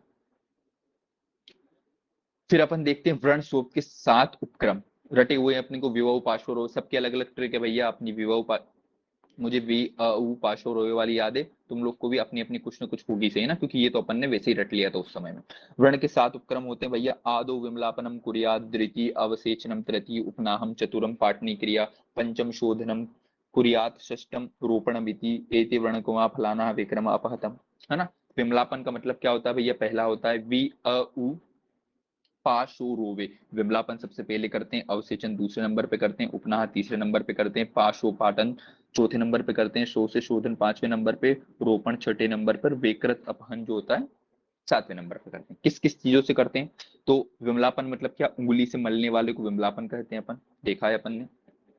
अवसेचन जलोकादि से रक्त मोक्षण करवाना, अवसेचन करवाना। उपनाह फुलटीज बांधना, पकाते हैं उसको, पकाने के बाद क्या करते हैं, शस्त्र कर्म करते हैं भैया। शस्त्र कर्म करने के बाद उस पर शोधन पंच कलकल को हाथ से वॉश करते हैं। फिर दर्द को या घाव भरने के लिए मुलेठी चूर्ण उस पर रोपण कर्म करवाते हैं। एक बार रोपण हो गया तो वहां पे क्या विकृत अपहरण या बाल उगाने के लिए अपन क्या करते हैं, उत्सादन आदि रक्षा विधान के 26 उपक्रम इसमें करते हैं लोम संजनन में। ये अपना क्या हो गया, व्रण शोक के बारे में अपन ने बेसिक इंफॉर्मेशन पढ़ ली। अब अपन पढ़ते हैं विद्रदी के संदर्भ। बचा हुआ है यहां तक पढ़ लेते हैं, चलो। विद्रदी अपन ने भी सुश्रुत निदान पढ़ा हुआ होगा तुम लोगों ने, तो अच्छे से याद हो जाएगा ना, बहुत ईजी है। विद्रदी जो होता है सुश्रुत निदान के 9वें चैप्टर में दी गई है। आचार चरक ने सूत्र स्थान के 17वें चैप्टर में दी गई है। अष्टांग हृदय का याद नहीं रखना है, ठीक है ना। विद्रदी में कौन कौन से दोष होते हैं, तो विद्रदी की संप्राप्ति अपन देखते हैं। त्वग रक्त मांस मेदासी प्रदुष्य अस्थि समाश्रिता दोषे दोषा शोफा शनिर घोरम, ये याद करना रहते हैं ना। दोषा शोफम शनिर घोरम अपने के लिए विद्रदी के लिए आया है, ठीक है। दोसा शोफम शनेर खुरम, तो पहले तो तेरा मामा अस्थि ऐसे करके इसको याद करते हैं भैया। तेरा मामा अस्थि मतलब इसमें त्वचा रक्त मांस मेद और अस्थि ये सब आश्रय होता है, लाइन से है ना। त्वचा मतलब रस की जगह त्वचा ले लो, फिर रक्त मांस मेद अस्थि इन सब में क्या होता है, आश्रय होता है। अगर नहीं भूल जाना तो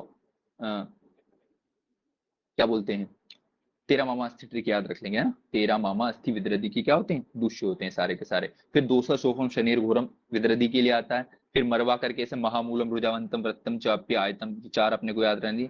वृद्धि महामूल वाली होती है, बहुत ज्यादा रुजा करने वाली होती है, वृत्त होती है और कभी कभी आयतम भी हो जाती है। चार लक्षण है ना, MRVA मरवा। विद्रदी जो होती है किसी को हो जाती है ना तो मरवा देती है, इसे याद रखना। विद्रदी क्या कर देती है, अपने को मरवा देती है। महामूल वाली होती है, रुजावंतम होती है, वृत्त होती है और आयत होती है, चार इसके लक्षण होते हैं ना। कितने प्रकार की होती है विद्रदम, तो षडविध होती है, 6 प्रकार की विद्रदी होती है। हिंदी पढ़ लेते हैं। वातादि दोषों में प्रथम त्वचा, फिर रक्त, फिर मांस, फिर मेद धातु को दूषित करके अस्थि के अंदर आश्रित होकर धीरे धीरे भयंकर शोध उत्पन्न करती है, जो आगे चल के किसमें, विद्रदी में बदल जाती है, ठीक है ना। वाग्भट ने वातादि दोषों में त्वचा मांस मेद अस्थि स्नायु कंडरा भी आश्रित बताया गया। विद्रदी में 5 दूष होते हैं, तेरा मामा अस्थि त्वचा रक्त मांस मेद अस्थि। तेरा मामा अस्थि विद्रदी में क्या होते हैं, दूष होते हैं। विद्रदी के भेद आचार्य सुश्रुत बोलते हैं भाई विद्रदी 6 प्रकार की होती है। चरक बोलते हैं विद्रदी 2 प्रकार की होती है, भाई और आभ्यंतर। अष्टांग हृदय भी बोलते हैं 6 प्रकार की होती है ना, आगंतुक की जगह सिर्फ उन्होंने छतच बोला। चलो अब वेरी वेरी इंपॉर्टेंट है, विद्रदी के संदर्भ में क्या क्या याद रखना अपने को, तो अपन ने याद रखा महामूलम रुजानतम वृत्तम चाप्य श्लोक इसके लिए आता है। हालांकि सुश्रुत निदान में अपन रखते हैं, इतना ज्यादा डिटेल पूछता नहीं है यहाँ पे, लेकिन याद कर लेते हैं। आपने इस प्रश्न पूछेगा यही, वातज विद्रदी के लक्षण पित्तज के और कफज के।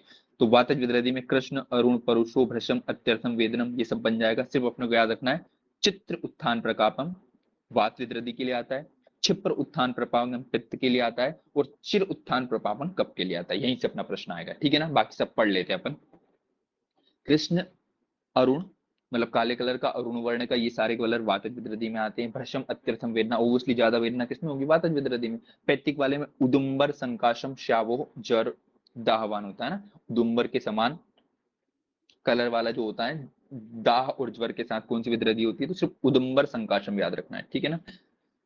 क्षिप्र उत्तान तो देख लिया अपन ने। कफवज विद्रदी में शराब सदृश शोथ होता है, पांडु शीत स्तब्ध अल्प वेदनम चिर उत्थान प्रकाम। सिर्फ 3 याद रखनी है, ज्यादा दिमाग नहीं लगाओ।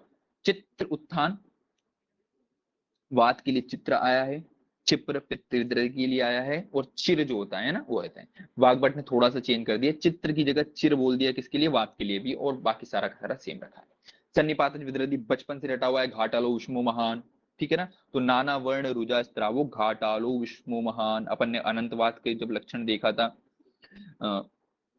कि घाटा प्रदेश में वेदना होती, वहां पे भी घाटालो विष्मो महान मैंने करके लिखा हुआ था सन्निपातज विद्रदी का लक्षण, ठीक है ना। घाटालो विष्मो महान किसके लिए आता है, सन्निपातज विद्रदी के लिए आता है, रटा हुआ है अपने को, ठीक है ना। रक्तज विद्रोधी में क्या आता है, मैंने बोला जहां जहां स्पोर्ट आ जाए, मैंने सुपरमेसी बताई थी ना, जहां पर ही आ जाए वातज लगा देंगे सुश्रुत का, और जहां क्या आ जाए स्फोट आ जाए, कृष्ण स्फोटवत, वहां पे अपने को आंख बंद करके रक्त लगा देना ना। तो कृष्ण स्फोटवत श्यावर तीव्रदाह जो होते हैं ना, ये सब किसके लिए आ जाता है, रक्त विद्रदी के लिए आ जाता है। आगंतुक विद्रदी जो होती है ज्वर तृष्णा दाह देहिनम विद्रदी पित्त, कुछ नहीं, पित्त विद्रदी के लक्षण के साथ साथ ज्वर तृष्णा दाह होना कभी नहीं पूछेगा, ठीक है ना। अपने से वातज पित्तज कफज वाला ही पूछेगा ये वाला।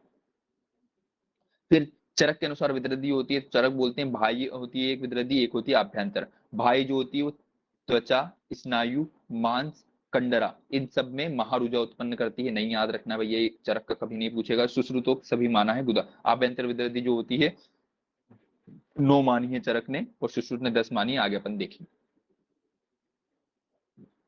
वस्तुतः चरकोक्त बाह्य रोग मार्ग में उत्पन्न बाह्य विद्रदी और मध्यम और आभ्यंतर रोग मार्ग में उत्पन्न विद्रदी अंतर विद्रदी मानी जाती है। ये बहुत ईजी है। आभ्यंतर विद्रदी के स्थान अपने को सब पता है भैया, सेम टू सेम। हृदय, नाभि, यकृत, प्लीहा, क्लोम, कुक्षी, वंक्षण, वस्ती, गुदा। वक्र गुदा, सिर्फ गुदा स्पेशल रखना है। अपने से पूछेगा कौन सा निम्नलिखित में से आचार्य चरक ने नहीं माना और केवल सुश्रुत ने माना है, तो गुदा। एक एक के लक्षण अपन पढ़ेंगे तो सारे याद हो जाएंगे। ठीक है, अंत विद्रदी के लक्षण थोड़े से पढ़ लेते। 1 मिनट से आता हूँ, वॉशरूम जाके फिर चालू करते हैं अपन।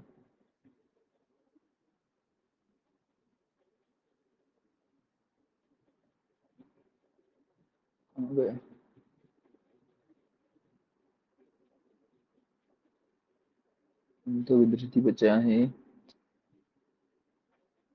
फिर व्रण है, व्रण के स्थान है। चलो 8:30 भी हो गया ना खाना। चलो अब इसको अगली कक्षा में यहाँ से के लिए यहाँ अंत विद्रदी वाले से, या विद्रदी फिर से रिवीजन कर लेंगे इतना। विद्रदी से अपन अगली कक्षा में देखते हैं।